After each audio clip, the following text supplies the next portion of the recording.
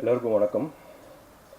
Welcome our distinguish guest, chief guest Kani sir, Lakshmi Priya, Abhinaya ma'am, Gopi sir, Kothandam and other technician and press and media. So இது வந்து என்னோடய ரெண்டாவது படம். First படம் குறை ஒன்றுமில்லைன்னு ஒரு படம் பண்ணேன் 10 வருஷத்துக்கு முன்னாடி. ஸோ ப்ரெஸ் அண்ட் மீடியா வந்து இதுக்கு முன்னாடி நல்லா சப்போர்ட் பண்ணிங்க. So I request press and media to give the same support for this movie also.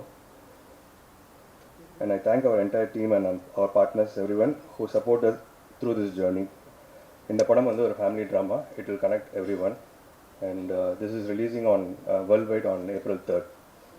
I request all your kind support for the movie. Thank you. Anuragam vanakkam. Thank you so much to be part of this film, and தெரியல என்ன பேசணும்னு தெரியல. So நீங்கள் பார்த்தீங்க trailer, songs எப்படின்னு நீங்கள் தான் சொல்லணும். I am more curious to know how it was. I hope நீங்கள் எல்லாருமே என்ஜாய் பண்ணுவோன்னு நினைக்கிறேன். நல்லா வந்திருக்கு ஸ்கோர் பாட்டு எல்லாமே நல்லா வந்திருக்கு. It's a complete team work. என் கூட ஜீவன் கூட வந்திருக்கார். Is been a integral part of our team. Thanks Jeevan and my entire team. நிறையா பேர் இருக்காங்க. ஜஸ்ட் ஒரு சின்ன கிளாரிஃபை பண்ணணும்னு நினைக்கிறேன். லாஸ்ட் டைம் ஒருத்தர் மீடியாவில் இன்டர்வியூ பண்ணும்போது தெரியல, அவர் ஏஐ மியூசிக் அப்படி போட்டார்.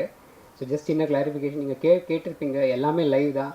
இந்த படத்தில் ஒரு பெரிய ஒரு என்னென்னா, we have worked with legends like Pandit Vishwamohan Bhattji. ஜெய்ப்பூரில் போய் ரெக்கார்ட் பண்ணோம். ஸ்ட்ரிங்ஸ் வந்து கொச்சியில் ரெக்கார்ட் பண்ணோம். சென்னையில் வந்து மனோன்மணி மேம் சாரங்கி ரெக்கார்ட் பண்ணோம். கேபாஜி கிட்டார் ப்ளே பண்ணார், வாசிச்சார். ஃப்ளூட் வந்து நம்ம நவீன் பிஎம்கே சார் மும்பையில் ரெக்கார்ட் பண்ணார். So it's packed with entire legendary musicians. நாம தவிர எல்லாருமே லெஜெண்டரி மியூசிஷியன்ஸ் தான் இருக்காங்க லிஸ்ட்டில். எல்லாருக்கும் வணக்கம். இந்த படம் என்னுடைய ஃபஸ்ட்டு படம். டைரக்டர் சார் அவருடைய ரெண்டாவது படம். நான் இந்த ஃபிலிம் இண்டஸ்ட்ரியில் ஃபஸ்ட்டு நான் வரும்போது அவருடைய ஃபஸ்ட் படத்தில் தான் நான் வந்து அசிஸ்டன்ட் டைரக்டராக வந்து ஜாயின் பண்ணுறேன் ஃபஸ்ட்டு. இப்போ அவருடைய ரெண்டாவது படத்தில் என்னை கேமராமேனாக போட்டிருக்காரு. ரொம்ப தேங்க்ஸ் சார். அதான் கனி சார், நான் ஷூட்டிங் ஸ்பாட்டில் அதிகமாக திட்டம் வாங்குறது கனி சார் கிட்ட தான். படம் பார்த்துட்டு ஃபஸ்ட்டு படம் நல்லா இருக்குன்னு, ரொம்ப பிடிச்சிருக்கு உன் ஒர்க்கு அப்படின்னு சொன்னதும் கனி சார் தான். எனக்கு படம் முடிகிற வரைக்கும் எப்படி நம்ம ஒர்க் பண்ணியிருக்கோம் அப்படின்னு தெரியல. ஆனால் கனி சார் சொன்னப்போ தான் ஓகே, நம்ம நல்லா ஒர்க் பண்ணியிருக்கோம் அப்படின்ற ஒரு கான்ஃபிடென்ட்டே வந்தது. அதுக்கப்புறம் கூட இந்த லக்ஷ்மி மேம் எல்லாருமே வந்து என்ன சொல்கிறது, ஃபஸ்ட்டு புது டீம், ஆனால் ரொம்ப கோஆப்ரேட் பண்ணாங்க. கனி சாருக்கும் ஏதாச்சும் சார் இது பண்ணிக்கலாமா அப்படின்னு கேட்கும்போது அவர்கிட்டேருந்து அடிக்கடி வர ஒரே வார்த்தை தான், தாராளமாக பண்ணுங்கள் அப்படின்னு தான் சொல்லுவார். அந்த மாதிரி என்கரேஜ் பண்ணி இந்த டீமை மூவ் பண்ணார். அப்புறம் அருண் சார், ப்ரொடியூசர் சார், நீங்கள் இந்த மாதிரி ப்ரொடியூசர் எங்கேயும் பார்த்துருக்க முடியாது. ஏன்னா அவர் வந்து எப்படின்னா எல்லா வேலையும் செய்வார். எல்லாருக்கும் ஃபுட்டு வாங்கி தர்றது, ஏதாச்சும் கூட இருக்கிற சின்ன சின்ன அசிஸ்டன்ஸ் பொருள் தூக்கணும், அந்த மாதிரிலாம் வாடா நான் பண்ணுறேன்டா வாடா அப்படின்னுவார். அந்த மாதிரி ப்ரொடியூசர் அவர் மாதிரி நீங்கள் யாரும் பார்த்துருக்கவே முடியாது. ஸோ இது ஃபுல்லாக ஒரு டீம் ஒர்க்காக இது பண்ணியிருக்கோம். நீங்கள் பார்த்துருப்பீங்க எப்படி இருக்கும், எப்படி இருந்திருக்குன்ட்டு, அவுட் வந்திருக்குன்ட்டு. நீங்கள் எல்லோரும் சப்போர்ட் பண்ணணும்னு நினைக்கிறேன். தேங்க்யூ. வணக்கம் எல்லாருக்கும். இந்த டீமுக்கு எனக்கு இன்ட்ரடியூஸ் பண்ணது அந்த டிஓபி சார் யுவராஜ் பிரதர் தான். ஸோ இந்த டீம் இன்ட்ரடியூஸ் பண்ண உடனே நான் ஃபஸ்ட்டு டைரக்டர் சார் கூட ஒரு ஆட் பண்ணோம். ஸோ அட்வர்டைஸ்மெண்ட் அப்போ தான் எனக்கு ஃபஸ்ட்டு இந்த டீம் இன்ட்ரடியூஸ் பண்ணார். ஸோ நான் ராம் சார் கூட ஒர்க் பண்ணும்போது இட்ஸ் வாஸ் லைக் ரொம்ப ஹம்பிள், ரொம்ப கைண்ட் ஹார்ட். எதுவுமே எனக்கு தெரிஞ்சு அவர் முடியாது அப்படின்ற மாதிரி சொல்லவே மாட்டார். எது ஒரு மாதிரி பிளான் பண்ணாலும் அவர் வந்து ஒரு க்ரீன் சிக்னல் தான் எப்போவுமே கொடுப்பாரு. ஸோ அவர் பாசிட்டிவிட்டி என்கிட்ட எனக்கு ரொம்ப பிடிக்கும் அவர்கிட்ட. அண்ட் குட்டி கலக்கிட்ட நீனுமே சூப்பராக பண்ணுறடா, ஓகே. அண்ட் மேம் அவங்களுமே எக்ஸ்ப்ரெஷன் வேறு லெவல். அண்ட் யுவராஜ் சார் சொன்ன மாதிரி தான் ப்ரொடியூசர் வந்து வேறு லெவல். அவர் வந்து எனக்கு எப்படி சொல்கிறதுனா, ரொம்ப இந்த டீமே வந்து ரொம்ப ஃப்ரெண்ட்லியான டீம். எனக்கு ரொம்ப பாசிட்டிவிட்டி கிடைக்கும் இந்த டீம் கிட்ட. அண்ட் தேங்க்ஸ் டு யூனிவர்ஸ் இந்த டீமோட கனெக்ட் பண்ணுறதுக்கு. அண்ட் ஆர்ட் டிபார்ட்மெண்ட் அவருமே நான் எதிர்பார்க்கல, நிறைய விஷயம் அவ்வளோ சூப்பராக இந்த ஃப்ரேமில் பார்க்கும்போது தெரியுது. அஸ் அ காமன் பர்சனாக நான் பார்க்கும்போது என்னால் கனெக்ட் பண்ண முடியுது நிறையா டீசர் அண்ட் அந்த லைன்ஸ் எழுதுனது, அது வே ஆஃப் எப்படி எடுத்துருக்கீங்கன்றது. அண்ட் யுவராஜ் ப்ரோ செம்மையாக இருக்குது ஃப்ரேம்லாம் பார்க்கும்போது. எனக்கு சீரியஸாக சொல்லணும், ஐ டென்ட் எக்ஸ்பெக்ட் திஸ். செம்மையாக இருக்குது, சூப்பராக இருக்குது, எனக்கு ரொம்ப பிடிச்சிருக்கு. And creative producer Charan sir அவருமே சரி, அதான் நான் சொல்கிறேன் இல்லை, இவங்க எல்லாருமே பார்த்தீங்கன்னா ரொம்ப காமன் கம்போஸ். எனக்கு ரொம்ப ஒர்க் பண்ண பிடிச்ச team. And thank you so much for the opportunity. Thank you sir, thanks sir. அனைவருக்கும் வணக்கம். ஃபஸ்ட்டு என்னோடய முதல் நன்றி வந்து ஸ்ரீசரவணன் அன்னைக்கு தான். ஏன்னா இந்த டீமுக்கு என்னை இன்ட்ரடியூஸ் பண்ணது வந்து அவர் தான் இன்ட்ரடியூஸ் பண்ணார். ரொம்ப நன்றிண்ணே, உங்கள் நம்பிக்கையை காப்பாற்றிருப்பேன்னு நினைக்கிறேன். ரெண்டாவது வாய்ப்பளித்த இயக்குனர் கார்த்திக் பிரதர், அதுக்கப்புறம் ப்ரொடியூசர் அருண் அண்ணன், 2 பேருக்கும் ரொம்ப நன்றி. அப்புறம் இந்த படத்தில் வந்து ஒரு செட் ஒன்று போட்டிருக்கோம், அதாவது ஹீரோவோட வீடு. அது பார்த்துட்டு என்னை ஃபஸ்ட் டைம் வந்து சமுத்திரகனி சார் கூப்பிட்டு பாராட்டினது எனக்கு ரொம்ப சந்தோஷமாக இருந்தது. ரொம்ப நன்றி சார். அதுக்கப்புறம் கூட இருக்கிற மற்ற ஆர்டிஸ்ட் அவங்க எல்லாருக்குமே நன்றி. அதுக்கப்புறம் என் கூட வேலை பார்த்த என்னோடய அசிஸ்டன்ஸ் முரளி, அர்ச்சனா, ரகு, அப்புறம் என் கூட வேலை பார்த்த என்னோடய டீமில் இருந்த எல்லாருக்கும் ரொம்ப நன்றி. எல்லாருக்கும் வணக்கம். நான் வந்து கேரளாவிலேருந்து வந்திருக்கேன். ஸோ எனக்கு ஃபஸ்ட்டு இந்த ப்ராஜெக்ட் கொடுத்த director sir and producer sir எல்லாருக்குமே ரொம்ப தேங்க்ஸ். இது என்னோடய ஃபஸ்ட்டு ப்ராஜெக்ட். நான் ரொம்ப நல்லா பண்ணியிருக்கேன்னு நினைக்கிறேன். ஸோ எனக்கு ரொம்ப thanks for this project sir. அனைவருக்கும் வணக்கம். ஸோ இது என்னோடய ஃபஸ்ட்டு மேடை, அதனால் எங்கள் அப்பா அம்மாவுக்கு ஃபஸ்ட்டு நான் ஒரு தேங்க்ஸ் சொல்லிக்கிறேன். ஸோ என்னோடய குருஜி ஜெகன் அண்ணாவுக்கு தேங்க்ஸ் சொல்கிறேன். அப்புறம் டைரக்டர் கார்த்திக் அவருக்கும் நான் தேங்க்ஸ் பண்ணிக்கிறேன். ஸோ ராம் சக்ரி, இந்த படம் ரொம்ப நல்லா வந்திருக்கு. ஒவ்வொரு ஃப்ரேமும் ஆக்சுவலாக நாங்கள் 3 பேருமே பயங்கரமாக டிஸ்கஸ் பண்ணி இது இருந்தால் தான் நல்லாயிருக்கும் அப்படின்னு ஒரு ஃப்ரேமாக நாங்கள் வச்சுருக்கோம். ஸோ கண்டிப்பாக இது பெஸ்ட்டாக வந்திருக்கு. எல்லோரும் பார்த்து April 3 எல்லாருமே பார்த்து என்ஜாய் பண்ணுங்கள். தேங்க்யூ. இந்த படம் ரொம்ப சூப்பராக வந்திருக்கு, எல்லோரும் போய் தேட்டரில் பாருங்கள். எங்கள் அப்பாவுக்கு சமுத்திரகனி சாரை ரொம்ப பிடிக்கும்.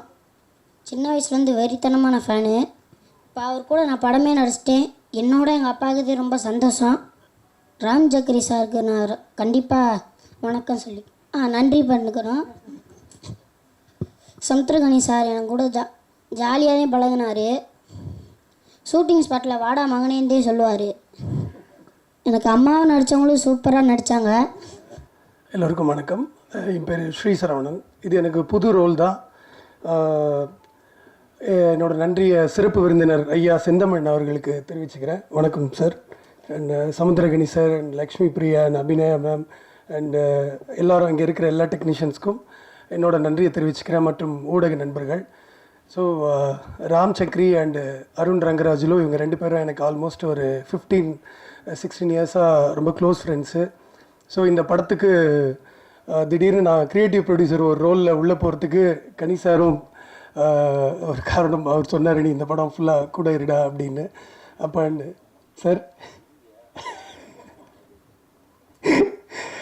முடிஞ்ச அளவுக்கு இருந்திருக்கேன்னு நினைக்கிறேன் சார்.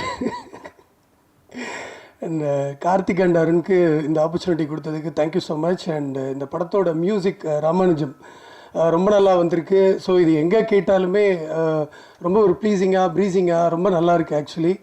அண்ட் யுவராஜோட ஒர்க்கு நீங்கள்லாம் பார்த்துருப்பீங்க, ஃப்ரேம்ஸு. அண்டு ராகவ் ரமேஷோட சவுண்ட் டிசைன் அதுவுமே வந்து ரொம்ப நல்லா வந்திருக்கு. ஸோ ஓவராலாக இந்த படம் April 3 ரிலீஸ் ஆகுது. ஸோ இந்த ரோல் எனக்கு புதுசு. இதை வந்து கார்த்திக் அண்ட் அருண் எனக்கு நம்பி கொடுத்ததுக்கு நான் வந்து அதை கரெக்டாக பண்ணியிருக்கேன்னு நினைக்கிறேன். நம்பி உங்கள் எல்லாருக்கும் நன்றி சொல்லி என்னோட இதை முடிச்சுக்கிறேன். Thank you so much. இந்த படம் வந்து ஒரு ஹோல்சம் எக்ஸ்பீரியன்ஸாக இருந்துச்சு. சவுண்ட் பண்ணவும், ஆர்டிஸ்ட் எல்லாரோட பெர்ஃபார்மன்ஸ் பார்க்க, அவங்க நடித்தது, ஓவரால் எல்லாரோட இதுவுமே அவ்வளோ சூப்பராக இருந்துச்சு. அண்டு டெக்னீஷியன்ஸ், மியூசிக் பண்ணவர், எடிட் பண்ணவங்க, டைரக்டர் வந்து சவுண்டுக்கு ஒர்க் பண்ண அவ்வளோ ஸ்பேஸ் கொடுத்தாரு. ஸோ மியூசிக் டைரக்டரும் ஸோ இது சவுண்டாக போகலாம், இது வந்து எஃபெக்ட்ஸாக போகலாம், அந்த ஒரு ஸ்பேஸ் இருந்துச்சு. அண்ட் இந்த ப்ராஜெக்டில் எனக்கு ரெக்கமெண்ட் பண்ண ஸ்ரீ சரவணன் ப்ரோ, அவருக்கு தான் நான் தேங்க் பண்ணோம். Thank you so much. And director Ram Chakri அவருக்கும் நன்றி. அண்ட் லக்ஷ்மி பிரியா மேமோட ஐ திங்க் செகண்ட் ஃபிலிம் நான் எடிட் ஓ பட்டர்ஃப்ளை அவங்களோட லாஸ்ட் 2 வீக்ஸ் பேக் ரிலீஸ் ஆச்சு. அனைவருக்கும் வணக்கம். எல்லோரும் 2 நிமிஷம் பேசியிருக்காங்கன்னும் போது நானும் 2 நிமிஷம் பேசணுமான்னு தெரில. இல்லை ஃபில் பண்ண இந்த டைமிங்க்கு நீ டைம் எடுத்துக்க, எல்லாருக்கும் கொஞ்சம் டைம் பேசுனாலும் நீ நிறைய பேசுன்னு சொல்லியிருக்கலாம். எதுவுமே சொல்லலை. கணி சார் அவர்களுக்கும் இயக்குனர் வந்து இப்போ 2 பேராக ஒருத்தரான்னு எல்லாருக்கும் டவுட்டு. சிலர் வரவங்க கார்த்திக் சார்ன்றாங்க, சிலர் ராம் சார்ன்றாங்க. எனக்கு இப்போ டவுட்டு யார் டேரக்டர். அப்போது நான் நடிக்கும் போது அவர் பேர் கார்த்திக், இப்போ அவர் பேர் ராம் அப்படின்னு பேர் மாற்றி வச்சுருக்காரு. ராம் சாருக்கு நன்றி, தயாரிப்பாளர் அருள் சாருக்கு நன்றி, மற்றும் இந்த திரைப்படத்தில் நடித்த அனைவருக்கும் மனமார்ந்த நன்றியும் இங்கே வந்திருக்க உங்களுக்கு நன்றி. இதில் வந்து மிக முக்கியமானது என்னென்னா, எனக்கு அடிபட்டுச்சு ஷூட்டிங்கில், பேண்டேட் போட்டாங்க, ஜூஸ் கொடுத்தாங்கன்னு சொன்னால் நம்ம கேட்குற நமக்கு சந்தோஷமாக இருக்கும். ஏன்னா இந்த படம் கூப்பிட்ருக்கிற நீங்கள் எல்லாமே பார்த்து இதுக்காக நீங்கள் பாராட்டுறதுக்காகவும் இல்லை அது பார்த்து சொல்கிறதுக்காக வந்திருக்கீங்க. பட் வெளியே இருக்கிற ஆடியன்ஸுக்கு இந்த ஷூட்டிங் ஸ்பாட்டில் நடந்ததை பற்றி பெருசாக அவங்களுக்கு தேவையில்லை. இந்த படம் ஏன் பார்க்கணும், இந்த படத்தில் என்ன இருக்குது, அதுதான் அவங்களுக்கு வேண்டியது. அப்படி பார்க்க போனீங்கன்னா லேடிஸ் வந்து அது தயவுசெய்து தப்பாக நினச்சிக்காதீங்க. ஒரு பொம்பளை மனசு தான் ஒரு பொம்பளைக்கு தெரியும்னு சொல்லி ரொம்ப டைலாக் பேசியிருப்பீங்க. இந்த படம் ஒரு ஆம்பளை மனசு தான் இன்னொரு ஆம்பளைக்கு தெரியும்னு எடுத்திருக்கார் படத்தை. இந்த லேடிஸ் வந்து உண்மையிலேயே ஒரு தாய் பிரசவ வலி என்பது அவர்களால் மட்டும்தான் உணர முடியும், வேறு யாராலையும் உணர முடியாது. அது மரண வலி. அந்த மாதிரி வலி இது வரைக்கும் உலகத்திலேயே அந்த மாதிரி ஒரு வலி அனுபவிக்க முடியாது அப்படின்னு சொல்லுவாங்க இல்லையா. அது இந்த படத்தில் அதையே கொஞ்சம் மாற்றி காமிச்சிருக்காங்க. அது மாற்று கருத்தெல்லாம் இல்லை. அந்த வலி யாராலையும் தாங்க முடியாத வலி. அது மறு ஜென்மம் எடுப்பதற்கு சமம். ஒரு ஆண் தன்னுடைய குழந்தை அப்பா கிட்ட வந்து கேட்குது ஒரு பொருளை, வாங்கி தர முடியாமல் சாகிறான் இல்லையா, அந்த வலி அதைவிட மிகப்பெரிய வலியாக ஒவ்வொரு அப்பாவும் ஒவ்வொரு நாளும் பல முறை செத்துக்கிட்டு இருக்காங்கன்றதான் உண்மை. அந்த மகனுக்கு மட்டும் இல்லை, இப்போது அந்த படத்து மூலிமா பார்க்கும்போது தான் தெரியுது அந்த வலி. குழந்தை கேட்கும்போது வாங்கி தர முடியலன்னு மட்டும் இல்லை, மனைவி கேட்டு கூட வாங்கி தர முடியலன்ற ஒரு மிகப்பெரிய வலி ஒவ்வொரு ஆணுக்கும் இருக்கிறதுன்றது இந்த படத்தில் ரொம்ப தெளிவாக சொல்லியிருப்பாங்க. பெண்கள் எப்பவுமே ஒரு விஷயத்தில் கணவனை விட்டு தர மாட்டாங்க. வீட்டில் திட்டுவாங்க, அது எல்லாம் நடக்கும். ஆனால் வெளியே விட்டு கொடுக்காம ஒரு மனைவி எல்லா இடத்துலையும் கௌரவமாக பார்த்துப்பாங்க. குழந்தைகிட்ட கூட அப்பாவை பற்றி தப்பாக பேசினா கோபம் வரும். ஆனால் அதில் எங்களுக்கு வில்லங்கமே என்னென்னா, காப்பாற்றி விடுறேன்ட்டு அங்கே நல்ல பேர் வாங்கிட்டு அந்த நல்ல பேருக்காக நாங்கள் அவஸ்தைப்படுறது இருக்க, அதை பற்றி ரொம்ப தெளிவாக படத்தில் சொல்லியிருக்காங்க. இது ஏன்னா, பெண்கள் எங்களை ரொம்ப காப்பாற்றி விட வேண்டாம், காப்பாற்றுன்ற பேரில் எவ்வளோ சிக்கலில் மாட்டி விடுறீங்க இந்த படத்தில் வந்து பார்த்தீங்கன்னா தெரியும். அந்த மாதிரி பல விஷயங்கள் இந்த படத்தில் இருக்குது. இன்னொன்று, ஆண்கள் அழுவாதீங்க, ஆண்கள் அழக்கூடாது அப்படின்வாங்க. ஆண்கள் வந்து அழவே கூடாது, வீரமானவங்க அப்படின்னு சொல்லியிருப்பாங்க. அப்படி சொல்லி நம்ம வந்து எந்த அழுகையும் வெளியே காட்டாமல் ஒரு நாள் ரொம்ப மனசொடிஞ்சு எல்லா இடத்துலையும் அதோடைய வெளிப்பாடு வேறு மாதிரி இருக்கும். அந்த சீனை ரொம்ப தத்ரூபமாக, கண்ணிலேருந்து தண்ணியும் வராது, கண் கலங்கி கணேசர் நிறைய சீனில் நான் பார்த்த வரைக்கும் இது ஒவ்வொரு தகப்பனும் ஒவ்வொரு ஆணினுடைய வழியாக தான் அதை பார்த்தனே தவிர அவ்வளோ அருமையாக பண்ணியிருந்தார் அந்த சீனை. அதே மாதிரி இதில் நடித்தவங்க யாருமே நடிக்கலை, இயல்பாக வாழ்ந்துருக்காங்க. அவங்கள புகழ்ந்து பேசுகிற அளவுக்கு நான் நடிகன் கிடையாது. அதே நேரத்தில் இந்த படம் பார்க்கும்போது எனக்கு தோணுதுன்னா எல்லாருமே வாழ்ந்துருக்காங்க. இந்த படம் பார்க்க வரவங்க கனெக்ட் ஆகிடுவாங்க ஒவ்வொருத்தருமே. இது என் வாழ்க்கையில் நடந்தது, இப்படி தான் என் வாழ்க்கையில் நடந்துக்கிட்டு இருக்கு, இப்படி தான் ஒவ்வொருத்தரும் வாழ்ந்துகிட்டு இருக்கோன்றதை காட்டக்கூடிய ஒரு அருமையான படம் இந்த படம். இன்னொரு சின்ன விஷயம், அதாவது தமிழக அரசுக்கு உடனே அரசியல் அப்படின்னு நினச்சிடாதீங்க, கான்ட்ரவர்சியாக எதுவும் இருக்காதுங்க. என்னென்னா, பல திரைப்படங்கள் ரிலீஸ் ஆக மாட்டேங்குது, தேட்டர் கிடைக்கல, ஒரு பிரச்சனை இருக்குது. இதை நம்ம பேசி சரி பண்ண முடியாது. ஒரே வழி, கவர்மெண்ட்டு தமிழ்நாடு ஃபுல்லாக எல்லா மாவட்டங்களிலும் திரையரங்கத்தை கட்டணும். அரசே கட்டி குறைந்த டிக்கெட்டில் பார்க்க வச்சு பார்க்கிங் சார்ஜ் இல்லாமல் சாப்பிட்ற உள்ளே விற்கிற ஸ்நாக்ஸு குறைந்த விலையிலையோ அல்லது நியாயமான விலையிலையோ விற்றா பல இயக்குனர்கள் வாழ்க்கை காப்பாற்றப்படும். அதே மாதிரி நீங்கள் நினைக்கிற மாதிரி மற்ற துறையில் ஒரு போக்குவரத்து துறைனா ஒரு யூனியன், அந்த ஒரு யூனியன் தான் நடத்தும் அல்லது நிறுத்தும் ஏதோ ஒன்று பண்ணும். சினிமாவில் ஒரு சீன் எடுக்கிறதுக்கு நாங்கள் 24 கிராஃப்ட்டு ஒன்றா சேரணும். இந்த 24 யூனியனும் வாழ்ந்துட்டுருக்கு. ஸோ அந்த 24 யூனியன் வாழ்க்கையை காப்பாற்ற வேண்டியது யார் அப்படின்னு பார்த்தீங்கன்னா இன்றைக்கி அரசுக்கும் பொறுப்பு இருக்குது. பல திரைப்படங்கள் ரிலீஸ் ஆகாதனால நிறைய பேர் வாழ்க்கை ஸ்தம்பிச்சு போகுது. சினிமா நாங்கள் என்டர்டெயின்மெண்ட் தானங்கன்னா இல்லை, பலருடைய வாழ்க்கை. உங்களுக்கு பொழுதுபோக்காகவும் பல கருத்துக்களையும் சொல்லி இருந்தாலும் கூட பலருடைய வாழ்க்கை, பலருடைய லட்சியம். இயக்குனருக்கு அது லட்சியம், இசையமைப்பாளருக்கு லட்சியம், பாடலாசிரியருக்கு லட்சியம், அவங்களுக்கெல்லாம் லட்சியம் இந்த படம் மூலிமா நம்ம வெளியே வந்துட மாட்டோமான்னு.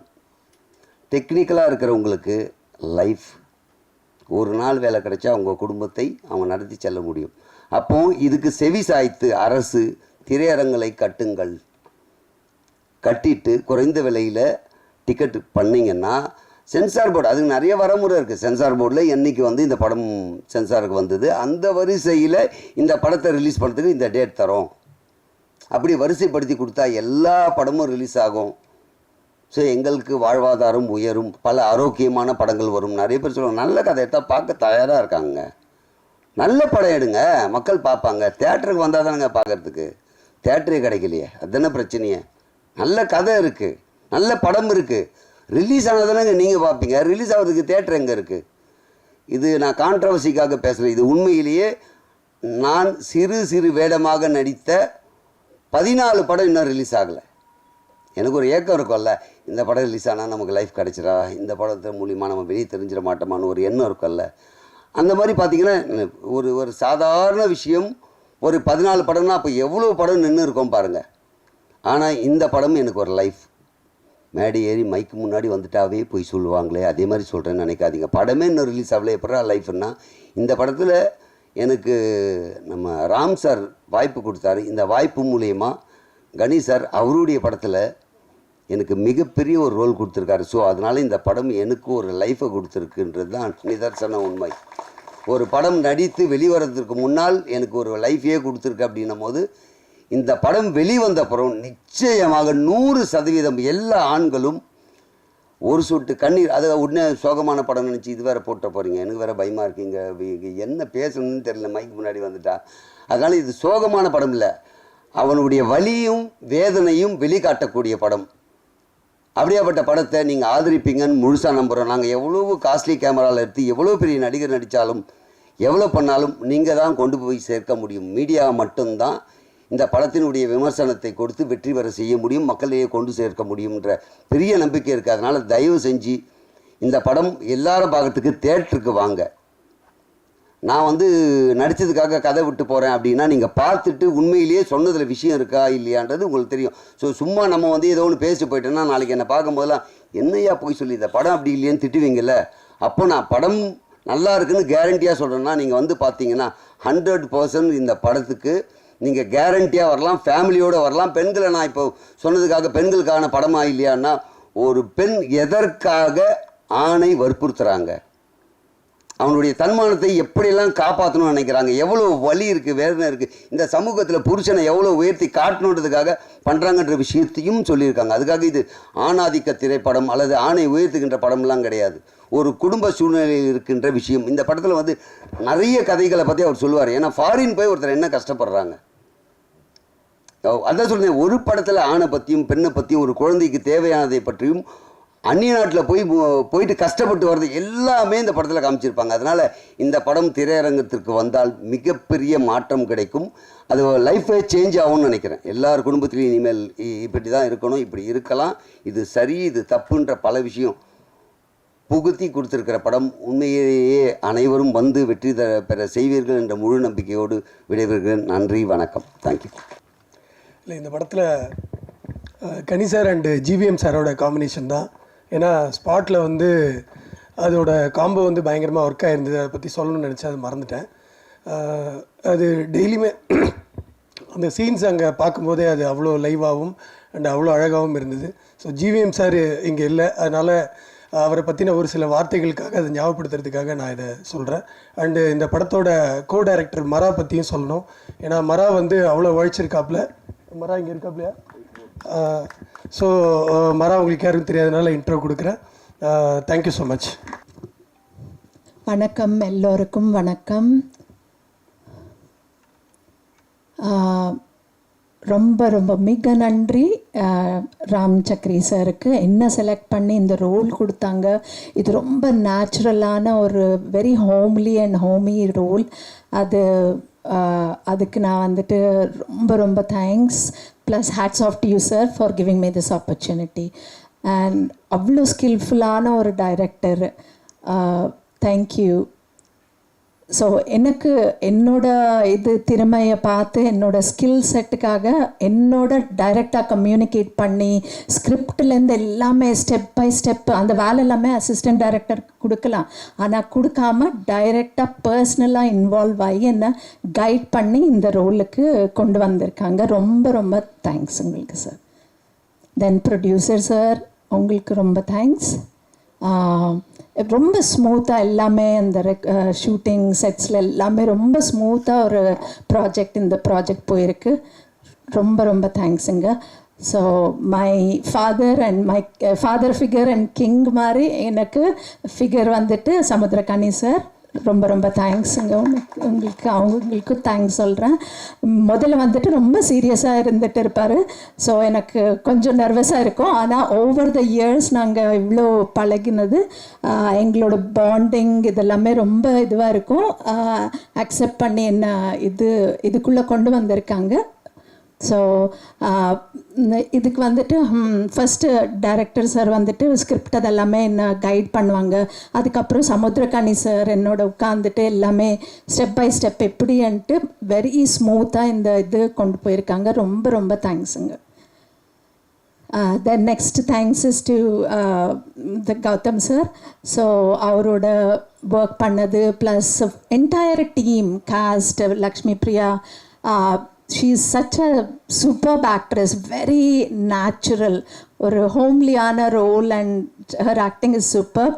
and Karan ரொம்ப ஒரு வெரி சிங்க் ஆகிட்டோம் நாங்கள் எல்லாமே. அவ்வளோ இதுவாக as a team very natural. அந்த ஃபியர் அந்த நர்வஸ்னஸ் இல்லாமல் எல்லாருமே அவ்வளோ ஒரு ஃபேமிலியாக நாங்கள் டீமாக ரொம்ப நல்லபடியாக பண்ணியிருக்கோம். We also gel like that. நம்மளோட அந்த சிங்க்ரனைசேஷன்ன்றது ரொம்ப நல்லபடியாக இருந்துச்சு. So thank you. I thank my family, my husband, my friends and fans, all of you. Thank you press and media, and thank you everybody. அனைவருக்கும் என்னுடைய அன்பான வணக்கம். இந்த மேடையில் ஒரு சின்ன ஒரு வருத்தத்தோடு ஆரம்பிக்கிறேன். ஏன்னா எந்த ஒரு சினிமா ஈவெண்ட்னாலும் எப்போவுமே பார்த்தீங்கன்னா கலகலகலாக சட்டை போட்டிருக்க நிக்கில் முருகன் இன்றைக்கி வந்து வெறும் ஒரு கருப்பு கலரில் போட்டிருக்கும்போது நம்ம கொஞ்சம் ஒரு மன வருத்தமாக இருக்குது. கோதண்டம் அவர்கள் இந்த படத்தை பற்றி நிறைய பேசினார். ஏன்னா அவர் அந்த படத்தை பார்த்துட்டாரு, நான் அந்த படத்தை பார்க்கல. முக்கியமான இந்த மொத்த டீம் சார்பாக நான் உங்களுக்கு ஒரு கேள்வி கேட்குறேன். கோதண்டம் இவ்வளோ நேரம் பேசினார், அதுலேருந்து ஏதாவது உங்களுக்கு புரியுதா? உண்மையாக சொல்லுங்கள். இல்லை இல்லையா? அதான் நாங்கள் எதிர்பார்த்தோம். இந்த படம் வந்து உண்மையிலே ஒரு கம்ப்ளீட் ஃபேமிலி என்டர்டெயின்மெண்ட், அதுக்கான ஒரு கேரண்டி இருக்குது. நான் வந்து இந்த படத்தை இன்னும் பார்க்கல, அதனால் வந்து அதை சம்மந்தமாக நான் வந்து பேசுகிறதுக்கு பதிலாக இந்த படத்துக்கு எனக்கும் எப்படி ஒரு தொடர்பு வந்ததுன்றதை பற்றி நான் பேசுகிறேன். முதல்ல இந்த விழாவினுடைய கதாநாயகன் இசையமைப்பாளர், அவருக்கு நம்ம ஒரு பெரிய கைத்தட்டலோட இந்த விழாவை நம்ம வந்து அவரை ஆசீர்வதிக்கணும். ஏன் அப்படின்னா இது அவருடைய முதல் ப்ராஜெக்ட். அவருக்கு நீங்கள் பேசும்போது பார்த்தீங்கன்னா என்ன பேசுறதுனே தெரியாமல் கம்ப்ளீட்டாக அவ்வளோ நர்வஸாக அவர் பேசும்போது நமக்கு தெரியுது இது வந்து ஒரு முதல் மேடை. அவர் வந்து ஒரு உலக மேடைக்கெல்லாம் போனோம் அப்படின்றது வந்து இந்த படம் வந்து நிச்சயமாக அவருக்கு ப்ரூவ் பண்ணும். ஏன்னா அவர் வந்து ஒரு விஷயம் சொன்னார், எத்தனை பேருக்கு இது போய் சேர்ந்ததுன்னு தெரில. இந்த கம்போசிங் இந்த பாடலில் பார்த்திங்கன்னா நிறைய லைவாக எடுத்துருக்கோன்னு சொன்னார். அது வந்து எத்தனை பேருக்கு உங்களுக்கு புரிஞ்சிருக்கோன்னு தெரியல.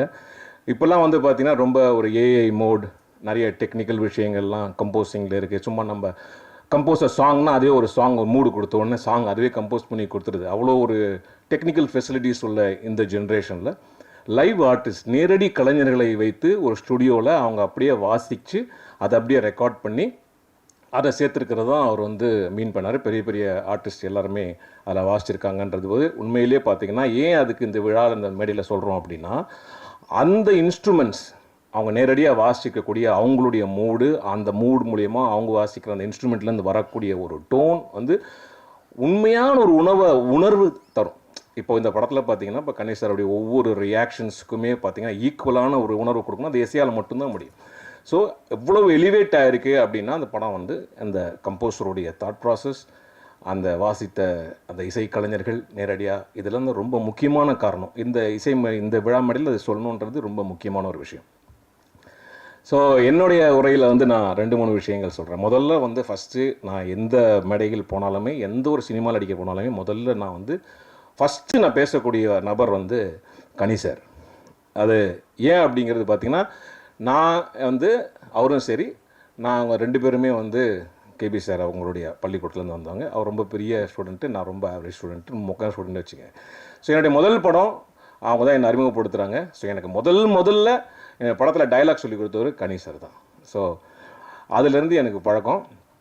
இப்போ அடுத்த படம் அவர் கூட நான் நடிச்சிக்கிட்டு இருக்கேன். ஸ்கூல் பஸ்ஸுன்னு ஒரு படம். அது ஏன் சொல்கிறேன்னு கேட்காதீங்க. அந்த படத்தில் எனக்கு வந்து ஒரு முஸ்லீம் கேரக்டர். அந்த படத்தில் அவ்வளோ அழகாக அந்த கதாபாத்திரத்தை எழுதியிருப்பார். அதிலிருந்து நான் அவரை வந்து தம்பியோ அண்ணனோ சாரோ கூப்பிட்றதில்ல, அஸ்ஸலாமு அலைக்கும் பாய். அதுலேருந்து அவர் எனக்கு பாய் தான். ஸோ நாங்கள் 2 பேரும் பார்க்கும்போது அஸ்ஸலாமு அலைக்கும் பாய் தான் சொல்லிப்போம். அதை நீங்கள் வந்து ஒரு இஸ்லாமிய சகோதரராக எடுத்துக்கலாம், இல்லை ஹிந்தியில் பார்த்தீங்கன்னா அண்ணான்னு எடுத்துக்கலாம், இல்லை தம்பின்னு எடுத்துக்கலாம், இல்லையா பாய் பார்த்தீங்கன்னா என்றைக்குமே யங்காக அப்படியே ஃபிட்டாக ஒரு யங் பாய் மாதிரி இருப்பார் என் கனி சார். அஸ்ஸலாமு அலைக்கும் பாய். ஸோ அந்த மாதிரி ஒரு விஷயங்கள். அதே மாதிரி அவரை பற்றி நீங்கள் சொல்லணும் அப்படின்னா அவருடைய க்ரோத் எல்லாருக்குமே தெரியும், எல்லாருமே நம்ம பார்த்துருக்கோம். ஆனால் அவருடைய பல நடிப்புகளில் பார்க்கும்போது எல்லாத்துலேயுமே ரொம்ப அப்படியே பயங்கர ஸ்டிஃபாக அப்படியே இருப்பார். இந்த படத்தில் மட்டும்தான் பயங்கர லூசனப்பான ஒரு ஆக்டிங், ரொம்ப கேஷுவலாக ஒரு சராசரி ஒரு மனிதனை வந்து ரொம்ப இயல்பாக வந்து இந்த காட்சிகளில் கொண்டு வந்திருப்பார். அதே மாதிரி அவரை வந்து நம்ம கேமராமேன் சொன்னார் திட்டிகிட்டே இருப்பார் அப்படின்னு. அவர் அப்படி கிடையவே கிடையாது. அவர் பார்த்தீங்கன்னா ஒரு பாயிண்ட் ஒன்று சொன்னார்னா அதில் கண்டிப்பாக ஒரு விஷயங்கள் நமக்கு வந்து ஒரு லேர்னிங் சென்ஸ் கிடைக்கும். அதுக்கு தான் இல்லைன்னா சொல்ல மாட்டார், தேவையெல்லாம் வரவே மாட்டார். அவர் அவங்க பண்ணிகிட்டு இருக்க விடுங்க நம்ம போகலாம் அப்படின்னு போயிடுவார். அக்கறை இருந்தால் மட்டுமே தான் நெருங்கி வருவார், இல்லைன்னா வரமாட்டார். ஸோ அதனால் அவர் திட்டுறதுலாம் கிடையவே கிடையாது. ஒன்று சொல்லுவார் கரெக்டாக இருக்கும். அப்படி நீங்கள் ஏதாவது ஒன்று சொல்லுங்களேன், அதில் ஏதாவது புதுசாக இருந்தால் அதிகம் கற்றுப்பார். So that is what Ghani sir. So ரொம்ப தேங்க்ஸ் சார். ஏன்னா நாங்கள் 2 பேரும் நடிக்கும்போது கூட இந்த படத்தில், ஏன்னா அவர் படத்தில் ஆல்மோஸ்ட் எல்லா படத்துலையும் நான் இருப்பேன். எனக்கு வந்து அட்லீஸ்ட் ஒரு சீனாக அது அவர் கொடுத்துருவார். நிமிர்ந்தனிலேருந்து சரி, போராளிலேருந்து சரி, இப்போ நடத்துகிற ஸ்கூல் பஸ், தொண்டன் எல்லாத்துலேயுமே. ஸோ அதனால் என்னுடைய முதல் நன்றியை நான் அவருக்கு கண்டிப்பாக என் குடும்பத்தின் சார்பாக தெரிவித்துக் கொள்ள கடமைப்பட்டிருக்கேன். ஒன்றாச்சா.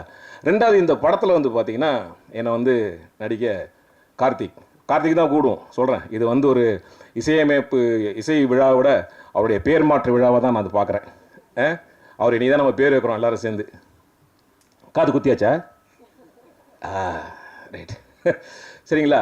ஸோ நான் ஃபஸ்ட்டு அவரை என்னை கூப்பிட்டோன்னா நான் போய் அவருக்கு பார்க்குறேன். இந்த மாதிரி டேரக்டர் பேர் என்னப்பா அப்படின்னு வெளியில் தான் கேட்டேன். சார் அவர் பேர் கார்த்திக் அப்படின்னாங்க. எங்கே பார்க்காரு? உள்ளே இருக்காருன்னு. கதவு இப்படி திறந்தேன். அவர் இப்படி உட்கார்ந்தாரு சேரில். ஹலோ கார்த்திக் அப்படின்னா டக்குனு ஷாக் ஆகிடுச்சு. என்னங்க எனக்கு தெரிஞ்ச மாதிரியே பேசுகிறீங்க அப்படின்னாரு. உங்கள் பேர் கார்த்திக் தானே அப்படின்னா. ஆமாம் சார் கார்த்திக் அப்படின்னா. அதுக்கப்புறம் எனக்கு அந்த ரோல்லாம் சொன்னார். சொன்னேன் சார் என்ன சார் இந்த ரோல் என்ன சார் எனக்கு ஏன் சார் கொடுத்தீங்க அப்படின்னு. அவர் சொன்ன ஒரு வார்த்தை என்னென்னா, சார் இது கொஞ்சம் ஸ்டைலாக பேசணும், கொஞ்சம் எமோஷன் இருக்கணும், காமெடி இருக்கணும், மக்கள் உங்களுக்கு கனெக்ட் பண்ணணும். இது எல்லாத்தையும் பார்த்தோம் சார். நாங்கள் தேடி பார்த்தோம், எங்களுக்கு யாருமே கிடைக்கல சார். கரெக்டாக நீங்கள் தான் கிடச்சிங்க அப்படின்னாரு. சரி ரொம்ப சந்தோஷமாக இருக்குது சார் அப்படின்னேன். கொஞ்சம் பேமெண்ட் மட்டும் குறைச்சிங்க சார்னாரு. இதுக்கா சார் எவ்வளோ சொன்னீங்க அப்படின்னேன். இல்லை சார் இந்த ரோல் உங்களுக்கு தான் சூட்டும் அப்படின்னாரு. என்ன சொன்னாரோ அதை அப்படியே பர்ஃபெக்டாக எடுத்தார். ஆனால் இன்னொரு வந்து சொன்னார், சார் இது வந்து கொஞ்சம் ரெகுலராக இருக்க வேண்டாம், இந்த கதாபாத்திரத்தை எங்களுக்கு கொஞ்சம் ஒரு வித்தியாசம் வேணும். என்ன சார் வித்தியாசம் நீங்கள் சொன்னாதான் நான் பண்ணேன். இல்லை நீங்கள் சமீபத்தில் உங்களுடைய வீடியோஸ்லாம் பார்த்தேன், இந்த பெங்களூர் தமிழ் வந்து ரொம்ப வைரலாக போயிடுச்சு, அதே மாதிரி இந்த கேரக்டர் கொஞ்சம் பேசி காட்டுங்க சார் அப்படின்னாரு. என்ன சார் இது ஒர்க் அவுட் ஆகுமா? இல்லை சார் கண்டிப்பாக ஒர்க் அவுட் ஆகும், பேசுங்க சார். நான் கார்த்திக் சார் சொல்லுங்க, எப்படி இருக்கிறீங்க, நல்லா இருக்கிறீங்களா? இந்த படத்தில் நடிக்கணும்னு சொல்லிக்கிறீங்களா? கொல்கிறனா கிடைக்காதுன்னு பார்த்துறீங்களா? பெஜார் அப்படிங்க சார், இதை அப்படியே பேசுங்க சார் அப்படின்னாரு.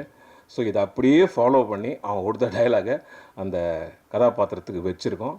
டெஃபினட்டாக இந்த 2 ஸ்க்ரீனிங்கில் பார்த்தவங்க எல்லாருமே வந்து ரொம்ப அப்ரிஷியேட் பண்ணியிருக்காங்க. நிச்சயமாக இது வந்து மக்கள் மத்தியில் போய் நல்லா சேரும்ன்றதை நான் ரொம்ப நம்புகிறேன். கார்த்திக் சார் மன்னிக்கவும். ராம் சக்கரி சார் வாழ்த்துக்கள். Thank you so much for the lovely opportunity.